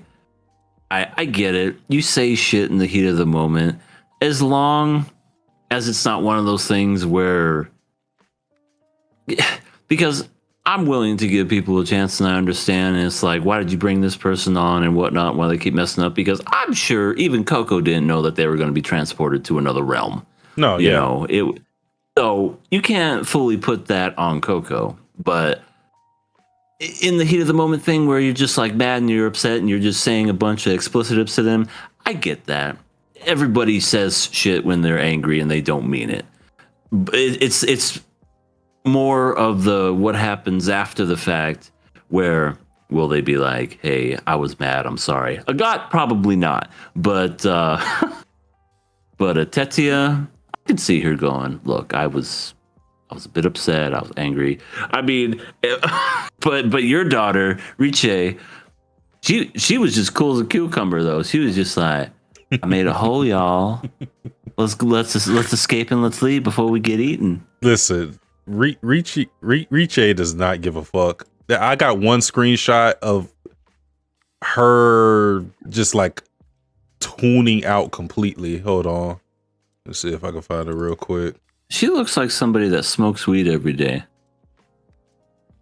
Allegedly. Like she just seems so cool as a cucumber. She's just like, hey man, I mean, she eats food a lot. She's going for seconds. Look at that. That is the eye of a stoner right there. She's looking at that going, dude, I could probably smoke that. I could smoke that shit right now. These are my bong water, man. Shit, I haven't changed that in years, man. But she is cool. I definitely see why you like her. She is probably one of the coolest characters. Man, why am I feeling so stressed out? Trevor said treating Coco like Tina from Rock is a Lady. That's actually a good comparison, because I was thinking like the problem with Coco is that she's like, you know, the new girl coming in fucking things up. And I could see how that would be stressful for a group of people that's a show that you didn't see. Oh yeah, that's true. That's true. We watched it on here when you were gone. Sorry, continue. Wait, we watched what? Huh? Rock is a Lady's Modesty. Rock is a Lady's Modesty. It was a fun series. Yeah. Lots of Yuri bait, rock and roll. You would love Tina for the boobs alone. Yeah, and you would definitely hate Shiro. Oh, for sure. And you might like Otaha. I feel like you would like Lilisa too, actually. But yeah, animation was great. Yeah. But yeah, it was just like the Tina situation, new person coming into an already established group and kind of fucking up the chemistry of everything, the flow. And it's not everything is Coco's fault. You know, the bump into a guy thing, okay, we understand that. It's, you know, with how dire the situation was, I understand why a guy blew up at her at the moment. I think the part where I'm off the train with her is like what she said afterwards, where she's like, yeah, we have to go past this dead end. And then Coco is taking it like she's talking about her, and it's just like, don't worry, I'm just talking about actually, going past this dead end. But if you have more interpretations to what I just said, then take it that way. And I'm like, all right. Yeah, fuck her, man. I'm like, all right, now we just being an asshole to be an asshole. Yeah, right. Exactly. That's what I'm talking about. He had a moment of clarity, and they're gonna make their escape, but you still chose to be mean. Mhm. Yeah. That's the thing with a god. Like I said, I could see when you guys try to guess like who was my daughter character. I could see why you would say a god, but I think a god kind of loses me in situations like this. Yeah, he's a little too much. Yeah. Yeah, but poor Coco. She's like, I didn't ask for any of this. Yeah. I didn't ask to be a witch, even though I love it and I think it's the best thing in the world and I love magic and all that other stuff. But I didn't ask for this. Hey, situations like this, if you want to gain their respect, you got to save the day some way, somehow. She's gonna do it though, guaranteed. Next episode, she's gonna find a way because she's at her lowest low. People hate her. They basically said you killed your own mother, so you suck. And yeah, she's gonna find a way. I'm almost positive, because what better way to redeem yourself than to get yourself out of a situation where you started, even though, like I said, I wouldn't even consider that was her fault, but that's what I think is going to happen next. The other interesting thing that happened was the Brim hat, when they got teleported here, said that Coco was their one and only hope, which makes you go like, Obi-Wan Kenobi. yeah, like what about Coco is so special exactly? I don't know. It's the whole reason why they gave her the book and the wand and everything. Like, there is definitely something to her, but we don't know what it is. Radioactive hair. Wait, what was that a reference to with radioactive hair? That was the stupid alien. Adachi Tsushimamura. That was the stupid alien. That's right. That's what that was a reference to. That was me. I said that.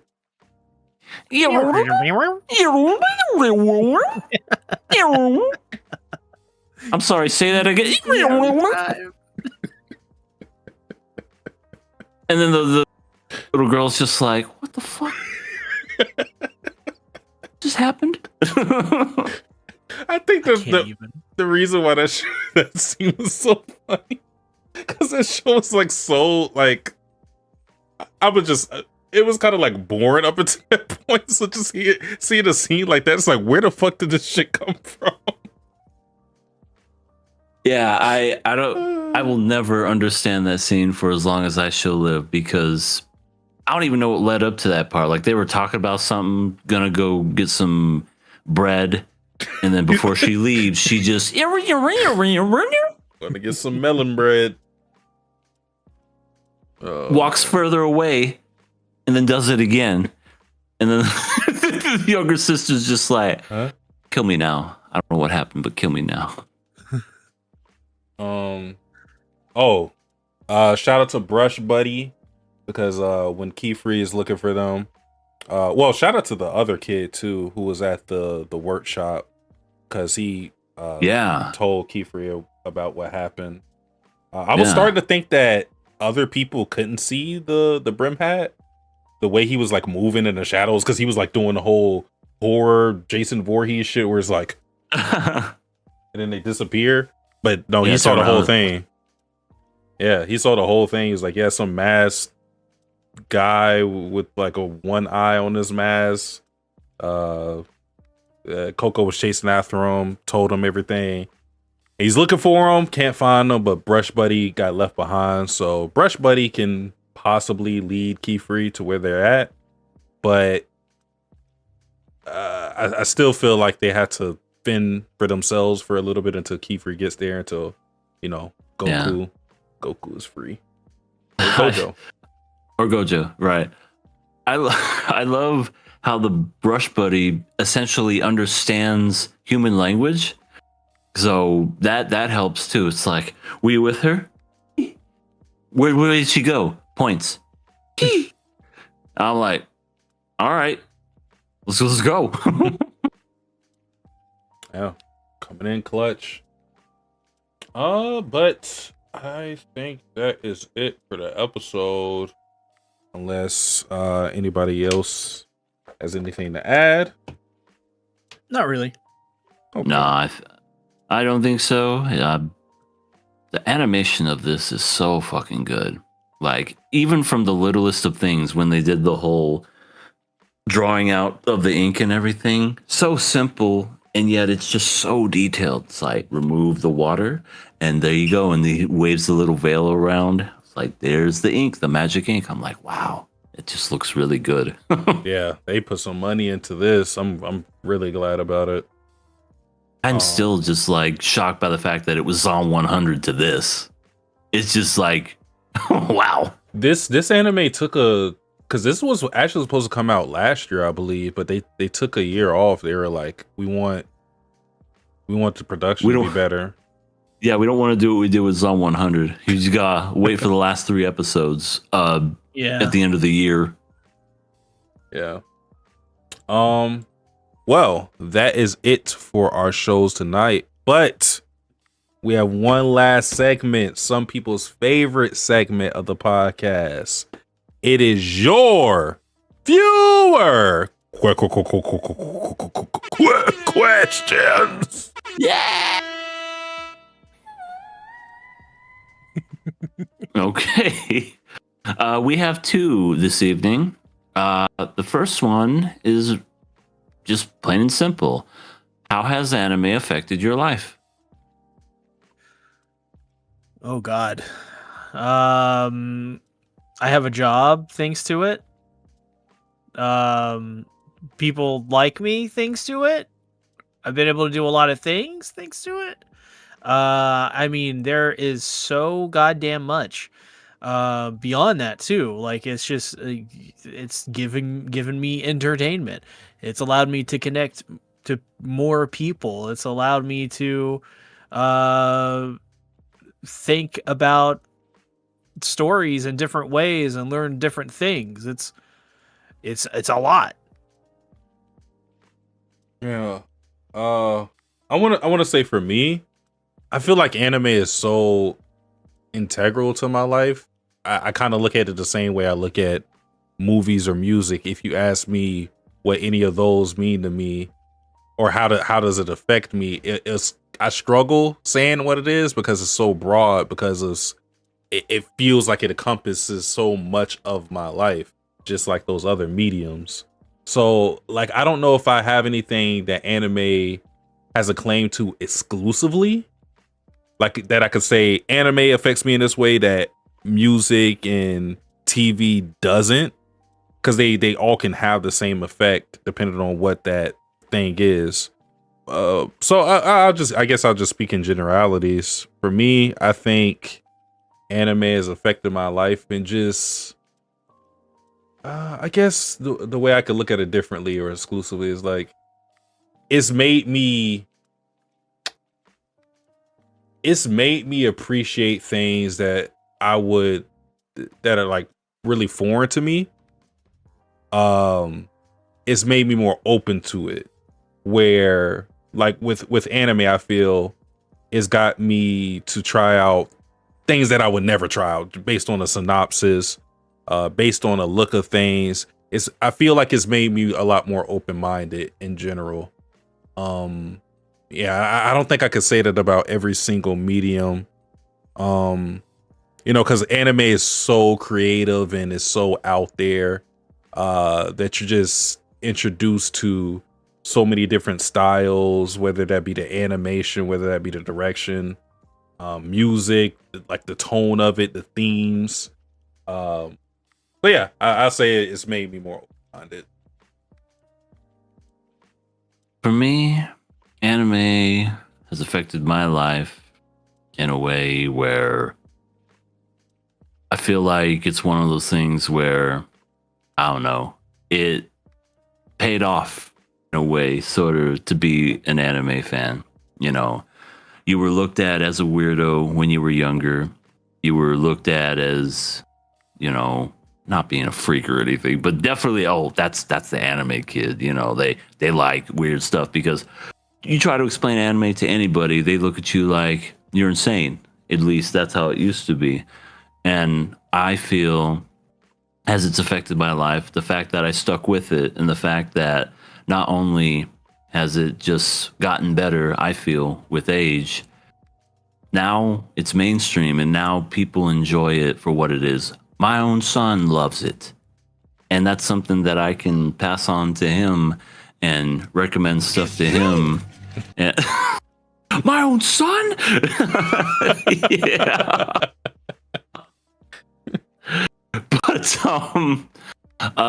yeah, it's affected my life in a way where it's kind of like redeemed a lot of things, where I felt like it was something that I was eventually gonna give up one of these days, because I don't know, maybe believe it or not, I kind of felt in a way where maybe I am weird, maybe I am different, maybe I am just the outsider looking in. Maybe this is something that I should get out of my life, because maybe that is whatever. But something in my life made me get reconnected with it, like so many years after my son was born. And when I got reconnected with it, I got introduced to so many great shows, some that I would consider on par, if not better, than movies and TV shows. And, you know, people would look at you and go, really, you think it's better than it? Yes. Mm-hmm. There are some anime out there that I would put way above some of the best movies ever made. You know what I mean? And I could say that without even like thinking about it. And yeah, it's affected me there. It's got me connected with you guys. It's a privilege for me to even do this because of anime, because I don't look at this as a chore. I look at this as just something I look forward to every Monday to do. And the fact that we've done this for, oh God, almost 8 years now, come fall, that just doesn't seem real to me. 8 years we've been doing this. Yeah, it's kind of fucked up. It's an insane way to look at it. And it just, that's the long and the short of it for me. Like it's, has it affected me? It's brought me everything that I've ever wanted, and that's everything good. Well said. Said. The last question we have is: you have to host your home to a volatile Dragon Ball Z villain for a day. You got to get them food and entertain them all day. Who do you pick? Frieza, Saiyan Vegeta, Cell, Broly, or Super Buu? They start off in a bad mood. Oh, fantastic. I like how Frieza's like it wasn't bad enough to just at the last part. Right. Well, Frieza's off the table because he's racist. So, you know, we would absolutely, like, he's already in a bad mood. He's going to come in and go, all right, now I just want to kill somebody. I'm like, okay, no, Frieza. Saiyan Vegeta. I'm assuming that Saiyan Vegeta is from the Saiyan saga when he was a villain. Scouter Vegeta. Scouter Vegeta, over 9,000 and all that other good stuff. Cell. They didn't really say which Cell, but I'm assuming no Cell is good. I feel like there are better Cells, though. I feel like Perfect Cell is better for this situation, given that, like, oh my God, the first Cell just, like, literally just kills a whole bunch of people. Yeah, and Perfect Cell is crazy. Broly, we don't know if it's the one that screams Kakarot a lot, or if it's from Super Broly. I messed up my words and hope nobody heard that. Thank you. Or Super Buu, which Super Buu. Oh yeah, Super Buu's terrible. Yeah, he's going to just turn you. He's going to turn you into the food.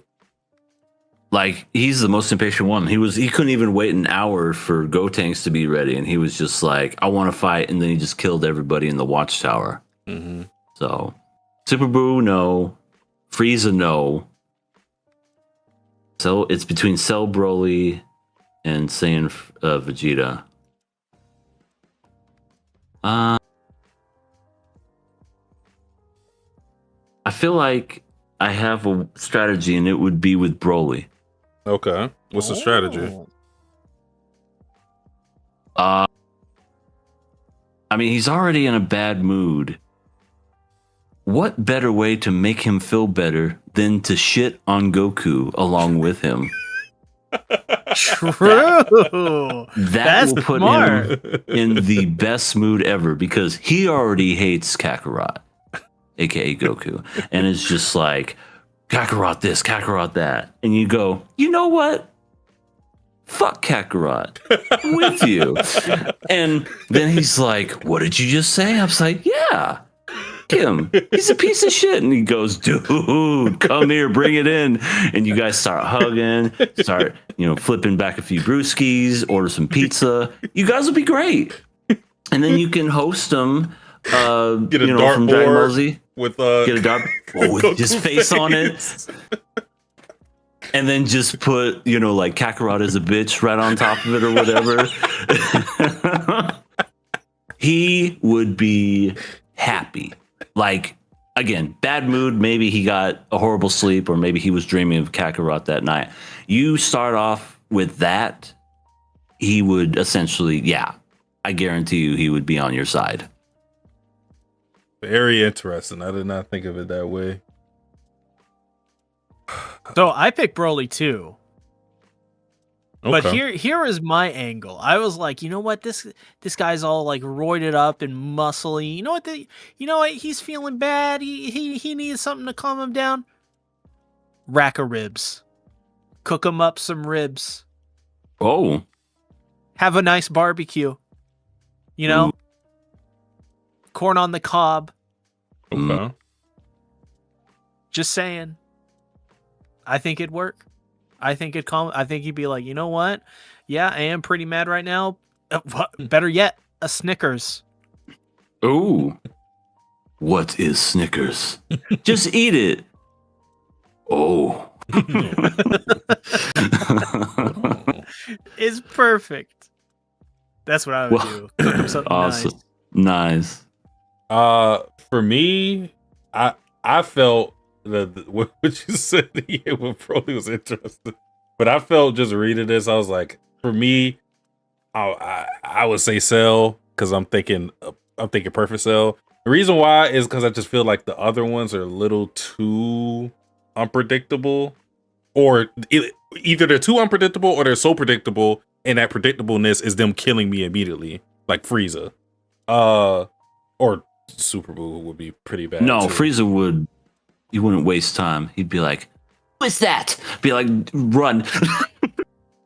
But I thought about Cell because with Cell, yeah, he's killed a lot of people. Okay, we get that. But Perfect Cell, he's just all about the challenge, and since I can't provide him that, I don't think he would even really care about me. Like he would see me as like so inconsequential, so pathetic. He wouldn't even really waste his time trying to kill me unless it was trying to goad somebody else into fighting him. So I feel like, we chill, you know what I mean? Put on some like Kung Fu movie, something where he sees a lot of strong people. Maybe I even show him some Sailor Moon, and I go like, you see that 14-year-old middle school girl, she can beat you. And he's, Oh, what? And then I give him like the power skill, I give him the lore, and he's like, intriguing. Show me this Usagi. It might work. I think I can entice him with like some power scaling thing, because he'll be so intrigued that there's somebody else in the universe that's stronger than him that he has to hear me out, especially if I show him evidence. So that's kind of where I'm going with it. nice. What a nice question. But yeah, that's Yeah, really great question. that is all our that is all our questions for the night. Yes. So appreciate the questions. If you want to submit questions, we always have the link in the description as well as our Patreon link. We got Midnight, we got Decrepit Storm, and we could have you for only a single fucking $1. That's all it takes. $1. You got $1. And that's a backlog of all our catalog. Mm-hmm. No tariffs on this. Yeah. Nope. No oil prices on this. Nope. Our price is not going up. Hey, all I'm saying. We're the equivalent of Arizona iced tea and the Costco hot dog. It ain't going up, baby. Yeah. It may go down. I mean, who knows? I was gonna see. Shut the fuck up.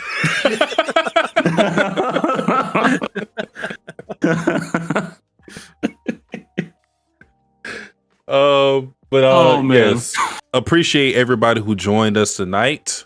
We hope to see you guys next week, the next podcast.